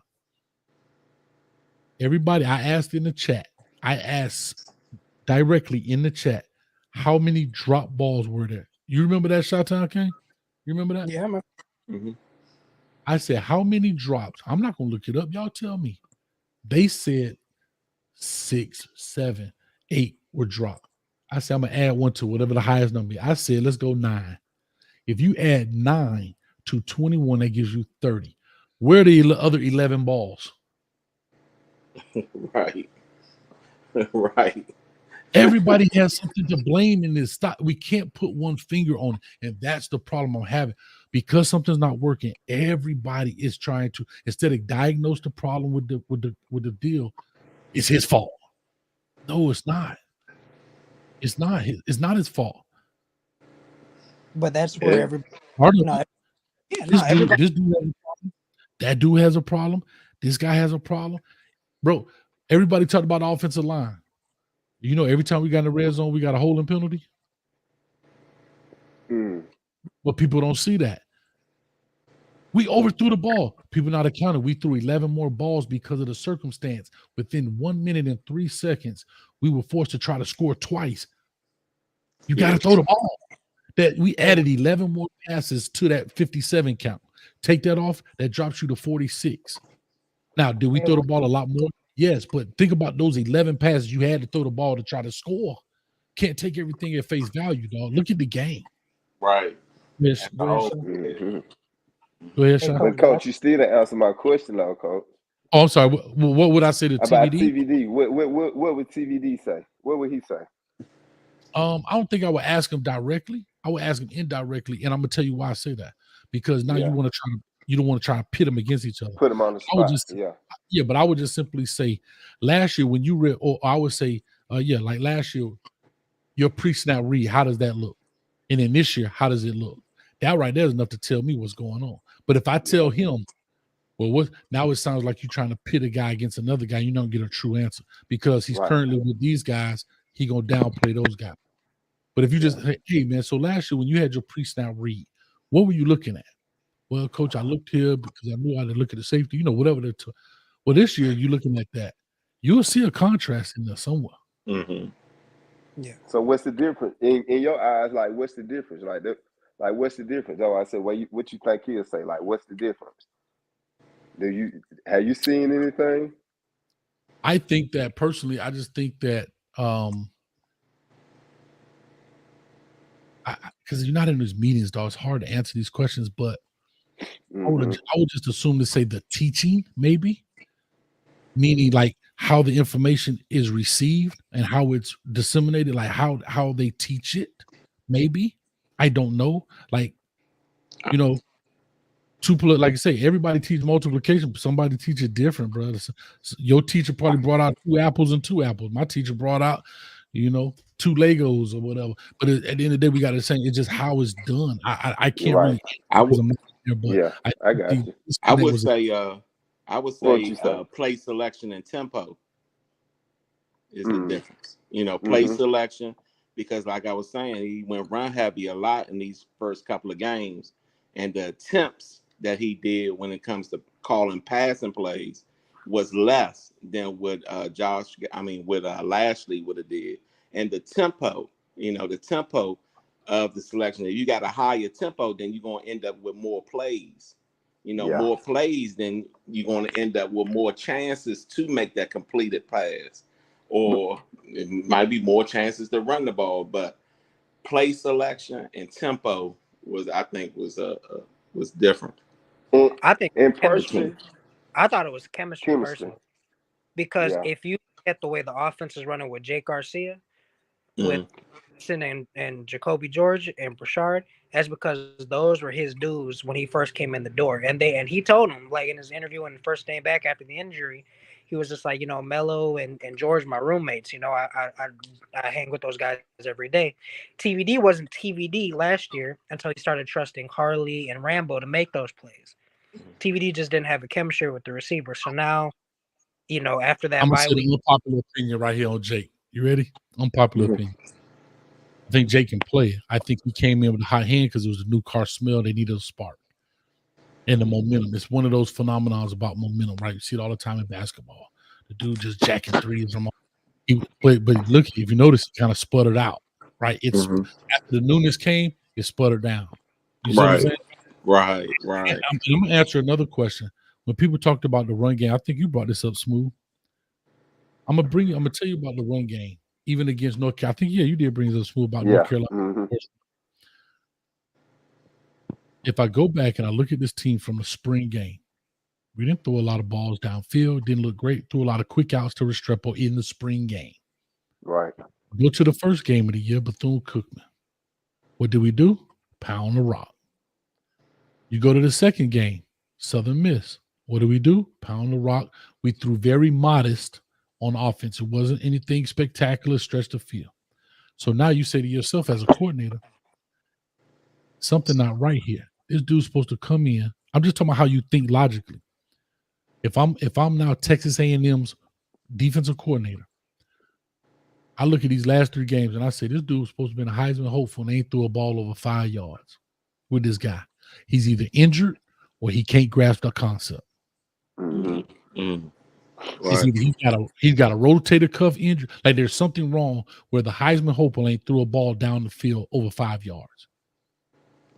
Remember, they said they had a whole stat on that. He thrown 25 passes, and not one of them been over 5 yards.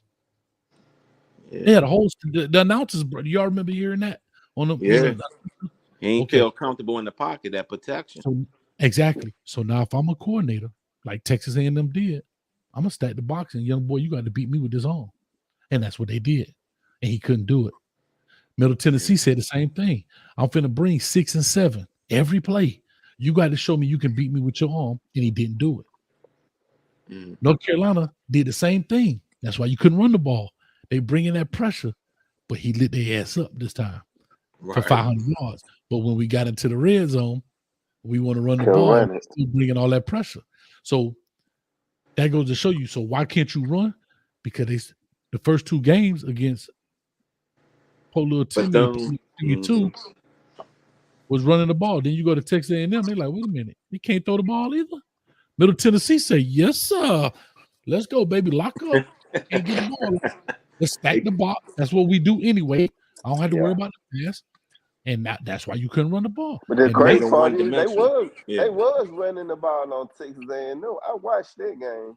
I know because it was their like first 5 yards apart every time. Because it was their first what? It was their first, like, okay, maybe he will come throw this ball.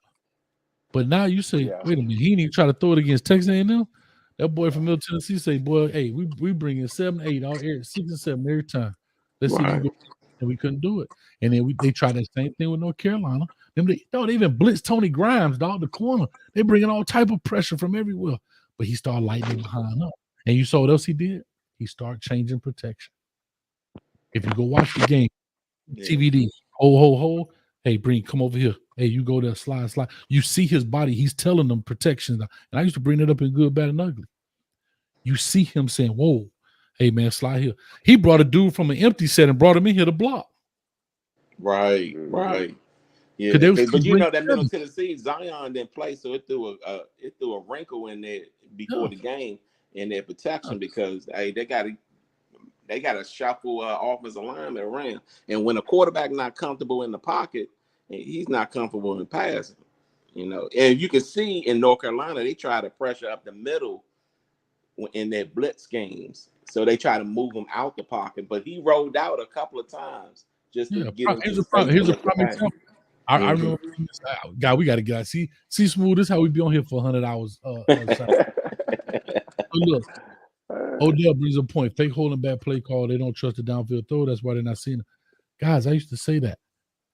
But again, what do? Y'all heard this?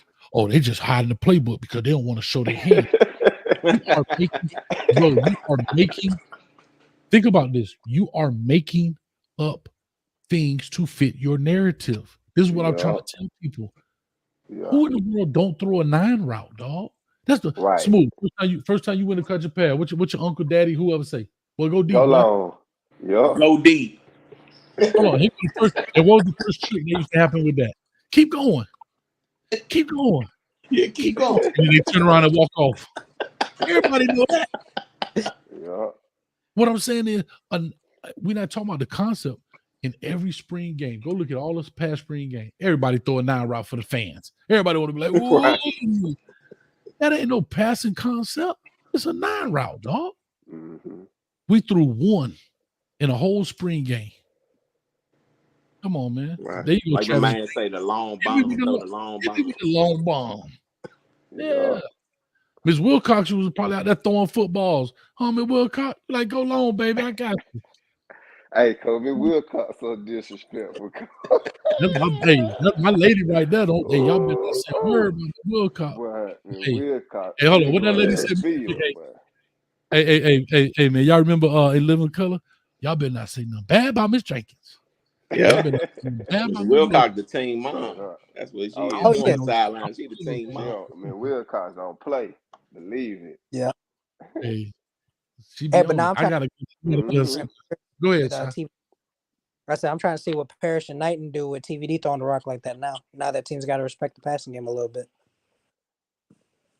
Yeah, they're going to open it up, but it'll be interesting to find out, man. It'll be interesting. Yeah.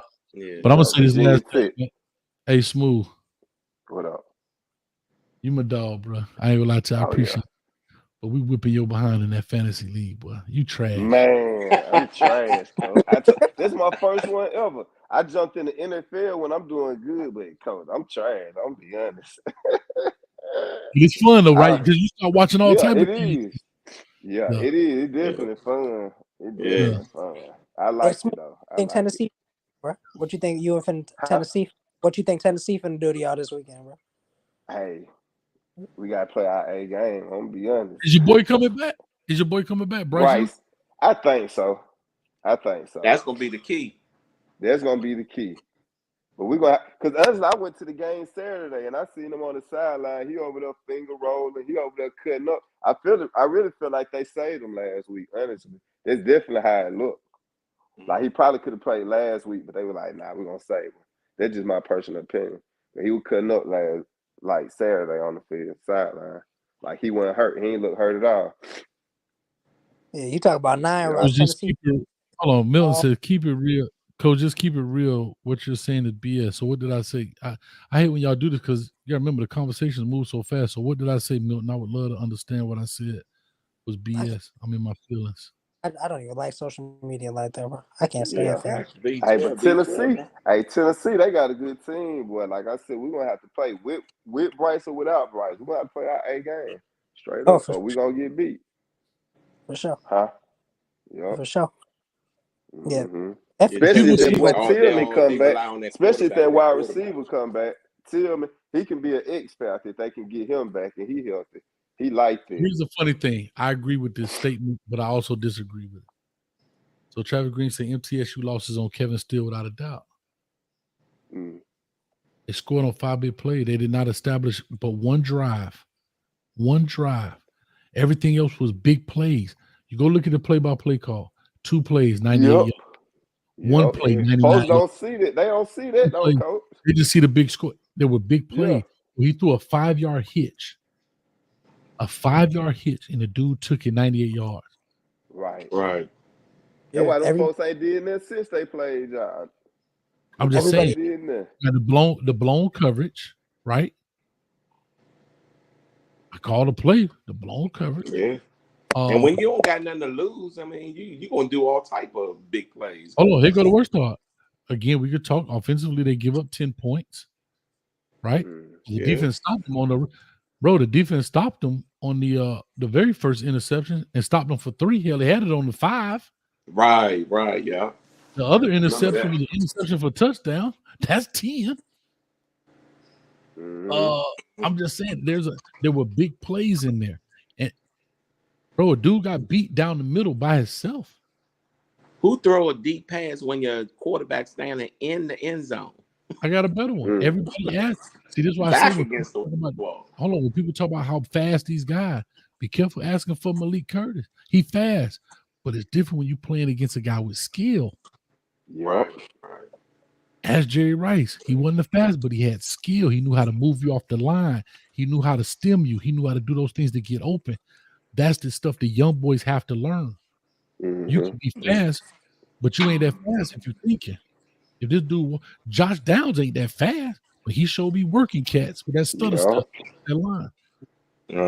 These are the things I'm saying. So we need Malik Curtis in right now. We need Jaden Harris. Okay, grant your wish. Blink, got you. Put him out there. Every one of them babies they put out there. Guess what? Toasty.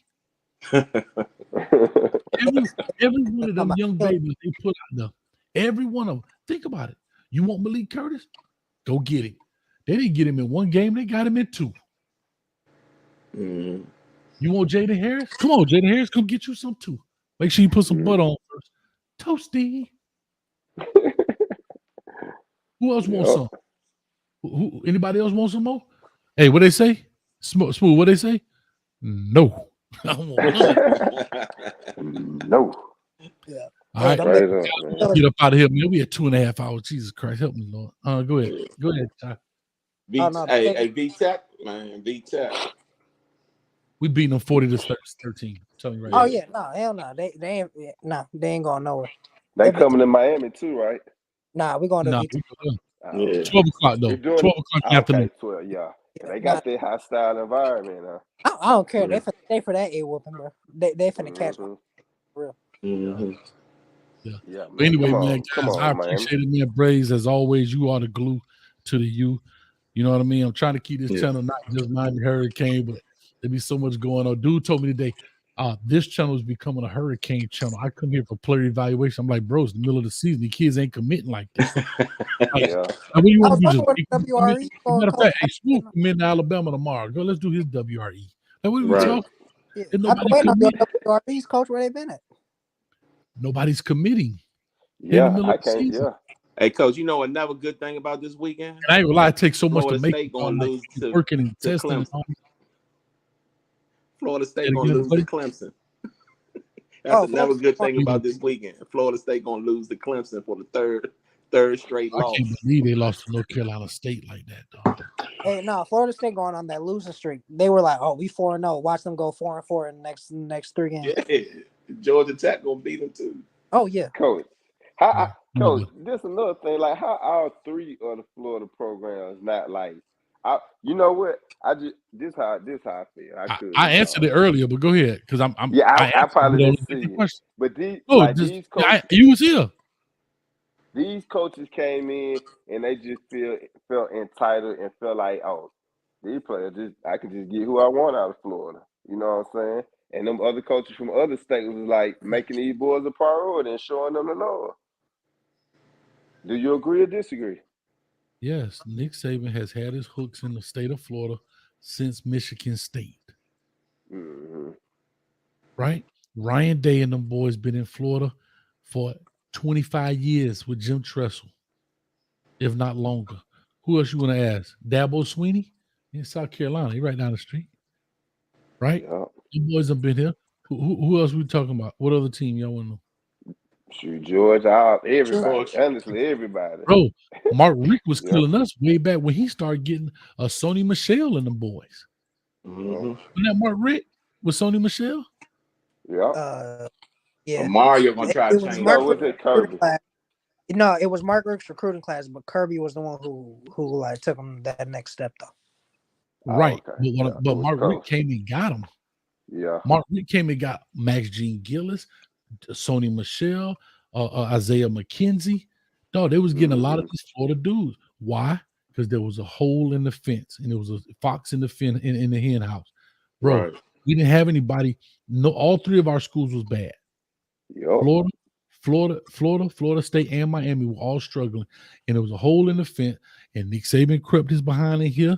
Kirby Smart, who comes out that same tree that has been recruiting Miami for years, stuck his behind in here. Who else? Ryan Day and the boy. Dabo. There. Ohio State. Like Herb. That was Herb. LSU. Texas. Penn State. Yep. Everybody. That's my point. So that's my point. Nobody giving. We start losing the elite guys. That's back to what I was. That's why I said I answered this earlier. We start losing the elite guys, and when we start losing the elite guys, we stuck with the second tier type dudes. We keeping a Duke Johnson. We keeping a Duke Johnson, but we getting all the other surrounding things, right? Yeah.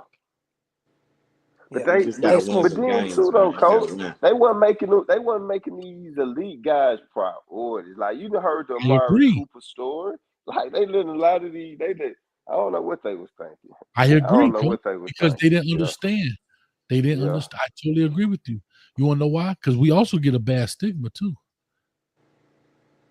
People talk. That's why I was asking Bam about Florida, because I'm looking at him. He looked around our age, maybe a little younger. And I was waiting to hear why he was a Florida fan. So I understood with his grandfather. Because if he's around my age, I don't know how old he is. Florida wasn't recruiting my South Florida kids like that. Bro, if you look in the 90s, from like say 95 to 2002, 3, 4 with Steve Spurrier and them, like Steve Spurrier didn't recruit South Florida like that. You could name, being in the state of Florida, you could probably name 5 guys in them 10 years that's from South Florida. I'll put in the chat. You name somebody. I know people back from Godfrey Mild days, Tico Brown, Darren Nichols. That's the old school, though. We talking about late 80s, 90s. From 95 to Steve Spurrier before he left, went to Washington. Y'all put in the chat people from South Florida. I ain't talking about Pahokee because they got a tie-in with Pahokee. I'm talking about from Florida, from Broward and Dade County that went to Florida. I'll wait. Hey, Smooth, quick question, because I've been wanting to ask. As you're the representative of Alabama right now, because you're the only person on the video right now. Gotcha. I want you honest opinion. When Cristobal got hired, and Cristobal's a menace recruiter, and he got hired to be in Miami. What was the consensus on how recruiting would change in South Florida if Cristobal went to Miami? What you mean? Say it again. So, like, you say when? Yeah, when Cristobal got hired at Miami, right? What was the consensus on how recruiting from South Florida would change if he got hired? Like when he got hired. I mean, me personally, I feel like y'all probably still get. I mean, some good players, great players, but hey, man, Nick get who he want, man. Nick get who he want, straight up. Yeah, when you winning, when you got a winning program, of course it's gonna be like that. Yeah, and at least till y'all start winning, you know what I'm saying? At least till y'all once we start winning, I hope we get right that back there. I hope we get Ruben Bain. That's who I want. Ruben Bain. Oh, and George Woodson. Nah. You can get Woodson too. I want both of them. What you think, Coach? I don't know. Woodson might go to Ohio State. What's the DN you put me on, Coach? And his name George Woodson, right? Damon Wilson. Damon Wilson. That's him. Damon Wilson. Damon Wilson. Yeah, man. No. I've been waiting all this time. We got Ben Hanks. I know Ben Hanks. Torian Charles, when he came out. It had to have been 2000 somewhere in there. Coach, you older than us, Coach. We don't know nothing about none of these folks. King Kyle says the old lineman from St. Thomas. We don't got no name for that dude. First, Freddie T. Who is Freddie T? Not Fred Taylor. Taylor. Yeah. What That's Taylor from Belgrade? I told you don't count them areas because Palm Florida Beach don't count. Palm Beach don't count. No, but I'm gonna tell you why, because the Florida alumni own them sugarcane fields. Exactly. So that's why I said those don't count. I said Broward and Dade. Mm-hmm. Who else? Curse. Javon Curse, where he from? So, seems like somewhere in Florida. I don't know if he's South Florida though. Seems like he's a Florida guy, but I don't think South Florida. Yeah, Bill Glade. That's what I say. Nah, that damn. But those are the type of things I'm saying that when you look, and we're talking about we're talking about the University of Florida, and you might have 7 names up here. Yeah. Now let me go say Florida State of Miami. Man, look here, man. My chat will blow up. Y'all can name people from all over the place. But anyway, somebody said Fort Myers. Okay, I'll take that if you want to go from there. But anyway, but no, man, it's shot time. We talked 1,000 times, but man, it's a blessing, man, to finally see you on the man. And I'm gonna tell you this: I feel I really enjoy like getting a chance to meet like the faces of people. Yeah. Because you see these names all the time. I can't wait to meet King Kyle. They'd be scared to put their little avatar because they be want to talk trash to old coach. You know what I mean? But like King Kyle and all, we have fun, man. Whatever. That like I say, I don't get butt hurt easy, dog. It's really hard to hurt me, dog. Like, yeah, because I like to talk trash too. You know what I'm saying? But I see like this Will Cox, and I see all these different names up here. And it's good. Like when you go to the games, they're like, Coach, I met Chug Mobile. Like Chug Mobile, like, oh dang, Chug Mobile. Like you see these names all the time. Look at that. Yeah. See, I knew I was gonna call him out there. Look at that, boy. Hit dog. Hit dog and holler. I knew you'd come out the woodwork. But yeah, man, I got somebody that call himself Kyle Hayes Jr. They got my picture up there like my sons. I would love to be man.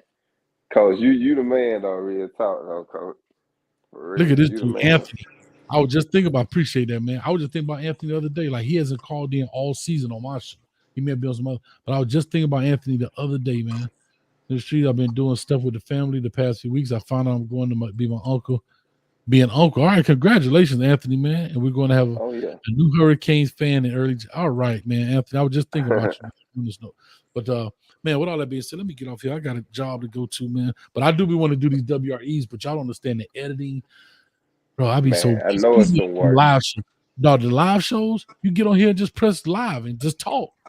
Man, you gotta go edit, find pictures, look up information. Man, that junk's terrible, bro. Hey, you did. Hey, you on hosting one, man. Y'all did a good show the other day, man. You was over there support hosting one was having a breakdown. Oh yeah. The dog was about to jump off the curb and snap his ankle. He a real. I done seen him. He a real fan. Boy, that jumped love to Miami. Yeah. He talk good football too, though. Thank you, CV. I appreciate that, man. It means a lot. Shout new internet. To Miami. I want that Hawaiian ribeye then, King Kyle. If I go to Houston, I want the Hawaiian ribeye, and I'm taking one to go. Oh yeah. Better know that. But anyway, man, I hate saying goodbye because I could talk some more. I know, man. I go ahead and call the quiz, Coach. You gotta lay down, man. Yeah, get some rest. Lay down. I got work to do, man. I don't sleep. I plug up, baby. You ain't know that? That's right. Plug up. Matter of fact, I'm charging right now. Let me pull this plug out. Okay. See? Get that film working. Really? Yeah. I want to do it. Matter of fact, I want to do it at Alabama, Texas A&M, good, bad, and ugly. Mm-hmm. I'm gonna do Alabama. Hey, listen, I'm watching that game Saturday, and I'm like, in my mind, I'm like, why Texas A&M? Like, why y'all ain't there? Hurry up! Like, why y'all just taking y'all time? Like, honestly, if you're gonna beat Alabama, that's the best way you're gonna beat them folks. You got to be in hurry up offense, especially if you ain't just got no real. I mean, Texas A&M got some good players. I like A-Chain, but if you ain't got no stud for stud, if it ain't no stud for stud, they lost. The quarterback, he did all right. You see, they went back with Hayes King. So they went back with Hayes King. They can't figure it out, but then they lost to Naismith Smith. I think if they had a Naismith Smith, they might have had a chance to beat them, dog. I agree. For real. He good. That hurt them. And here go the funny thing. I'm looking at A-Chain. Bro, he basically the one-man show. Yeah, they got some other receivers, but he a one-man show. He a one-man show. Getting it in, right. dog. Yeah. He a one-man show, man. He a one-man show for real. Like, he ain't Jimbo no play calling is terrible. Nah, he's smart. He real smart. But Jimbo, he got to get rid of that play calling. Jimbo sucked to me. Especially if you consider him an offensive guru. He sucked. I'm for real.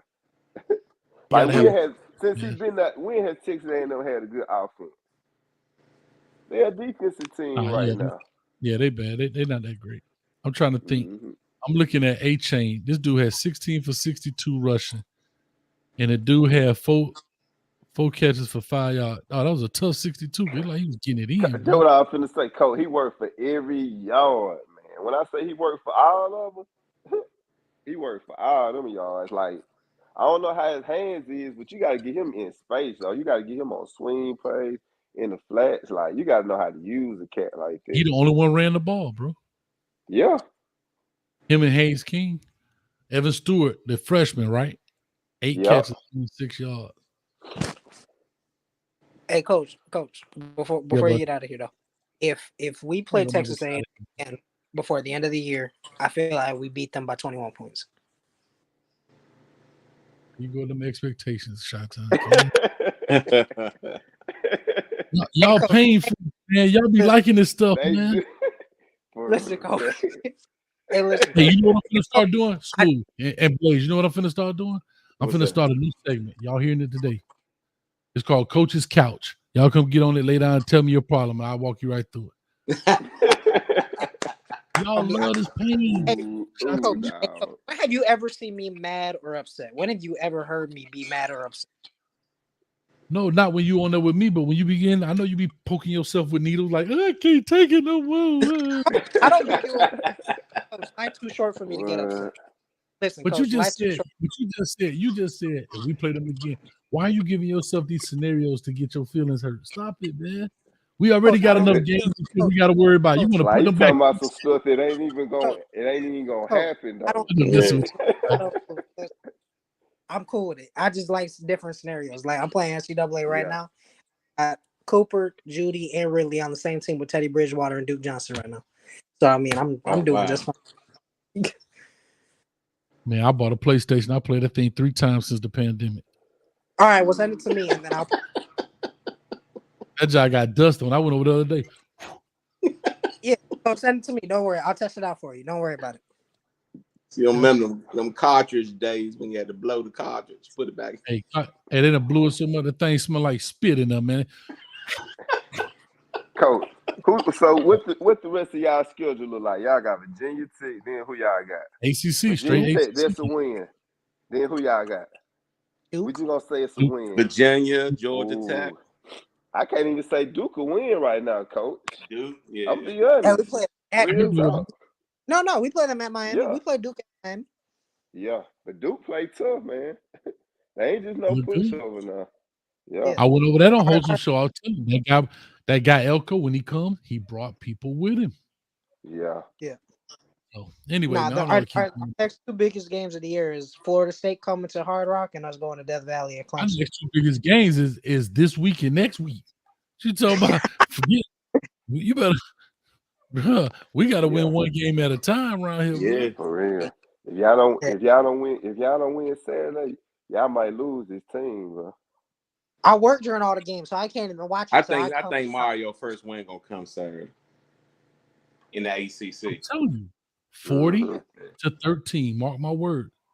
I ain't gonna be that far off. Mark my words. Now, what makes you think? I can see that. I can see that. 40-13. Why do I say 40-13? Yeah. I think 6 of those points, or technically 7 of those points, will come on defense. Not necessarily even if they get them in, but they definitely put them in scoring position, like to the 10, an interception that'll set them up for a touchdown. So after that, I think we're gonna light that thing up. All right. Better know that. Definitely should. All right, Coach. If it's like 30 to, if it's like 35-21, I'm gonna call you and be like, "You was wrong, Coach." Okay, so how about if it's 30? How about if it's 38-20? Am I wrong? I said 40-13. Yeah, that ain't far off. Yeah, I know. Touchdown. Yeah, 40. That's right. I said it, Gmail. 40-13 in Blacksburg. The win is the win. I can't watch it. I'll be at work, so I'm gonna need play. I'm gonna be watching Coach Cooper live on my YouTube. Mm-hmm. Honestly, a lot of this, I don't know. You go. Bro, what is Ghetto Skates video? Coach Hayes got me watching Ghetto Skates video. Hey, Coach Hayes, you're gonna have to do another Poor Little Timmy commercial, man. I don't think people remember that one. Yeah, you got to replay that one. You got to put that one back up. Hey, Coach, what's the name of your subscribers? Put a donation for poor little Tim. Yeah, I'm going to do it, man. What did you say, Shy? I said, what's the name of your subscribers? You was looking for a name of all your subscribers. You can't figure it out. I think I'm gonna come with the Hellraisers, man. Coach Hayes and the Hellraisers. What you think, man? Y'all don't like that? Probably because the word hell in the blaze. Is that why? Yeah. What you gonna call it? Coach Hayes and the what? The players. Don't be a player hater. Don't be a player hater. That ain't it either. You're a coach. You got players. Nah, we want to win hell, boy. I think it flow. Coach Hayes and the Hellraiser.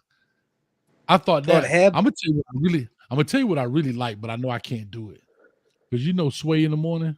You know Sway do a little interview. Call it the hyenas when they do the hyenas. I like that, but that's they stuff. But you know, hyenas is spelled with my same letters except with the N. It's Hayes, and hyenas is spelled the same, but they got it. I thought I was cool, but they already got it. I can't take these stuff, man. But I thought true. Oh, I like this one. Coach Hayes and the Contradictors. Talk to me, P-Lo. Yeah, that's all right. Are you saying I'm a contradictor, or are you trying to say that the fan base are contradictors? What are you trying to say? Yeah, I think calling the fan base contradictors. That's fine. I'm just messing with you, man. What about the Juice Crew? Cane Juice. Man, the Juice Crew. They're like, I don't know, man. I gotta see. That boy that said the Juice. Man, what Baby Shaq? Well, I would have loved to meet Baby Shaq because he always, man, Baby Shaq done started some stuff on this channel, man, from porta potties to all kind of foolishness, man. But like you said, you see the name Baby Shaq. I don't know who he is, what he look like. You know what I mean? So, that's funny. Hayes Nellen in the building. She should have came on. I ain't never heard from her. She ain't never called in the show, and she my producer, and she the only person on this channel with a blue wrench. Yeah, that's Miss Wilcox. That's Miss Wilcox's daughter. That what you said? No, I said that's Miss Wilcox alter ego. That's her nice version. Oh. Nobody said nothing bad about me, Wilcox. That's my lady, that man. I would love to meet Miss Wilcox in person one day. I really Wilcox don't play. Hey, when she get mad, she said, "Now put that in your pipe and smoke it." Like, yes, ma'am. Yes, ma'am. Wilcox said Alabama ain't got no athletes and everything. She tried us then. Bishop, there you go, Bishop. The Bishop too. Where's the love code? There you go. There's a lot of people, man, that follow that come through here, man. I really like, you know what I mean? People that always hang out with. And bro, we've been on here 2-3 hours, and it's the same people. Like it's pretty cool, man. Like, you know, people willing to take their time. They can be doing anything, but they just want to come on here and listen. And sometimes we talking about sport, but like right now we just shooting the ish. You know what I mean? And right. King Kyle always in the building. Right. What you gonna call the crew? I don't know, man. Wrecking Crew, like Tupac. The Wrecking Crew. Nah, man, Wilcox. Hey, I want to give our own segment, man. Needs to be a host. I don't know. Let Miss Ellen name it. Miss Ellen will name it. There you go. What you got? What you got, Haitian Ellen? Talk to her. You got a name. The Rough Riders. That's corny. The 7 Flow Crew. You don't know about that stuff. The Rough Riders. Nah, I want something that's. I don't know. Gotta had something to do with that cane juice, Coach. That's that. Everybody know about that cane juice and Pole Little. That cane juice be biting, Smooth. No, it don't. I ain't told Coach Hayes and Coach Hayes Heathens. Trying to think. I ain't gonna lie to you. I'd really like. I really like what football like football villains. I love that, man. I thought I was smooth right there. Now that was smooth with a TH, not with a V. Yeah, TH, yeah. Coach Hayes in the Why tail. everything got to be on the bad side, though, Coach? Why everything got to be on the bad side? Because we bad. Now you got to put something on the good side. Coach Hayes on the good side, and then you gotta have. Come on, that's like saying we the Miami Panda Bears. Like, come on, dog. Like you gonna be a Grizzly or a Panda Bear? We might Hurricanes, and the Hurricanes just literally just decimated all Florida. We okay? No, but what I'm saying is like when you picking model, like you picking a mascot, like that kind of stuff. We in football, right? Yeah. Right. Coach Hayes in the Sunflowers. Nah. You don't hit the same, dog. I was laughing at the Coach Hayes polo tennis. Yeah, but that's an insult. I He don't said Hazelaholics. Yeah. The Hazelaholics. That's funny right there. The Hazelaholics. The Hazelaholics. That's that swag. Coach Hayes and Thanos squad. Bro, I don't even know who Thanos is. I just heard he had a big glove with some jewels in it. I can't watch that kind of stuff. Man, I can't watch a movie unless they're getting shot up, cars going fast, and somebody bleed. Mm-hmm. Like sci-fi stuff, I can't watch like that, man. Oh man. I ain't never seen Star Wars. You ain't missing that. That's why. Hey, look, Haitian Allen there. She got the wrench. What she say? He got paid to comment. Ooh.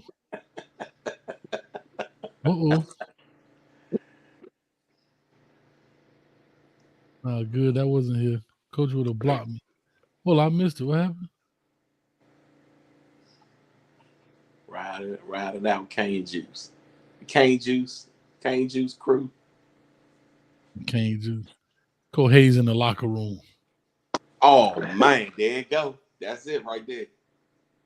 That sounds good. Blaze. The locker room. This sounds like the title. He done got tired over there. Hey, that sounds like a title to ph.com, if you know what I'm saying. What's wrong? In the locker room.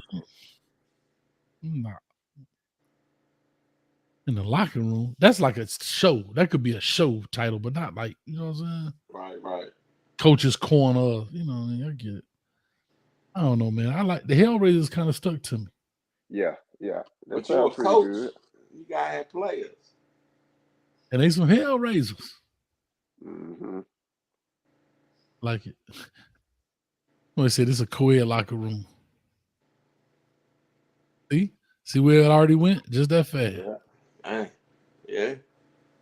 Co-ed locker room. Somebody said Coach Hayes and the Haymakers. I was going to say hit makers. I was just going to say haymakers. That's tight too. Hay makers. Yeah, I like the hit makers. Hit makers. Hit makers. Huh? Coach Hayes and the hit makers. Coach Hayes and the head busters. Yep, that sounds good too. Yeah, that sounds good. They ain't about that light though, Coach. How about Coach Hayes and the skeet?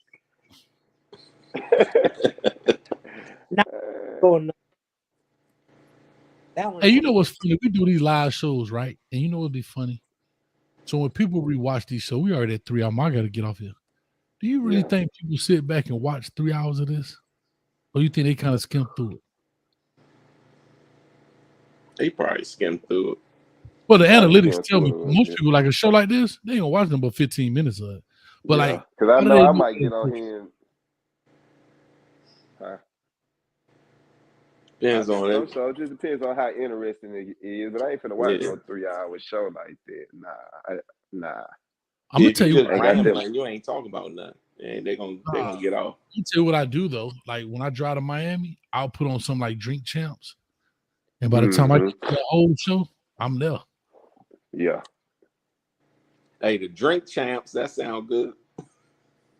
I know, right? The Drink Champs. Hey, Coach, do you watch the Pivot or I Am Athlete? You watch them boys? Yeah, I like that. I don't even watch TV. I watch podcasts and stuff all day now. Yeah, for the most part. I like the Pivot. The Pivot fire. I like both of them. I think that I like both of them. It's unfortunate the boys couldn't work that stuff out, man. But yeah, I like both of them, but the pivot, them boys act like real questions. You know what I'm saying? Them boys get to it on the pivot. I mean, I like athlete, but I don't know. The pivot it didn't took over to me. It just seemed like a better podcast to me. It's just my opinion. Well, I'm gonna tell you what's brilliant. They brought in that Ryan Clark, who's got experience in how to ask these questions, how to be on point. Yep. And it's 3 different dynamics. So Ryan Clark is a professional question asker. Shannon Crowder gonna ask the old crazy questions, and then Fred Taylor gonna be reserved, but kind of more business type questions. You know what I mean? So they all complement. You know what I mean? Yeah, they complement. When you look at Brandon Marshall, when you look at Brandon Marshall, Adam Jones, and Shady, they all funny. Shady. They the same. Yeah, they all kind of the same and different. You know what I mean? So it's more laid back. Yeah. Mm-hmm. All right.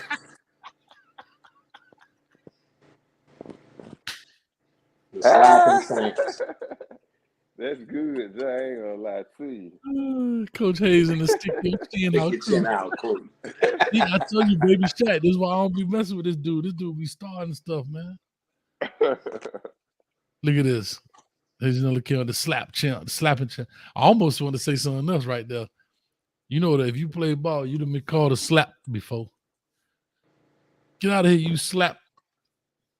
But I'm gonna leave that on because we got some ladies in the building. Yeah. I don't know. I don't know, man. Oh, the coordinators, that sounds good right there. Coach Hayes and the coordinators. Well, social media, everybody. You give everybody a headset? I don't know. I gotta find out something, man. I'm gonna think about it, man. The Hellraisers keep sticking in my head. Yeah. Yeah, but that ain't got nothing to do with football. What that got to do with football? No, like we raise hell. We raising hell, like going back and forth. Yeah. Mm-hmm. It just sound like grandma saying, "Y'all in there raising hell." Coach Hayes in the skeets. I just said that in the skeet. Oh yeah, the skeets. Coach Hayes and the staff. Man. I'm gonna come. I gotta come up with something, man. Let me get up out of here, bro. I've been saying that a long time. We'll talk about it, man. But anyway, man, I appreciate you guys, man. As always, smooth. Oh yeah. Shot Town King, you know you always want to work. I gotta figure out this phone line thing, bro. I don't know why. Yeah, man. I've been on the phone. I had my phone. I had this. It was working perfectly. And then now I haven't changed any settings. So it's got to be some disconnect in there somewhere. And I don't know how to fix it. Like that just means you. Man, all right, Coach, man. I'm finna get out of here, man. Yeah, I'm going, man. Y'all take care. Hey, we still got 124 people here, man. But we out of here. I'm here right now. In 3, 2, 1. See y'all guys. As always. Throw that you up there, Smooth. Smooth, right there. Man, for the thumbnail. It's a thumbnail. Not the screenshot. Go ahead and put that you up, Smooth. 2 seconds for the thumbnail. Go ahead and put that you up. Oh, I got it. Ain't gonna be like this. I told you, Smooth. I told you I was gonna convert you. Hold up, Smooth. No, I'm clipping this out because I told you. I converted that dude from Florida State. Yeah. I said, Smooth, you next. And what you said, Smooth. Not me. You start laughing. I got you. I got you. I ain't got nothing against Miami, man. I ain't got nothing against y'all.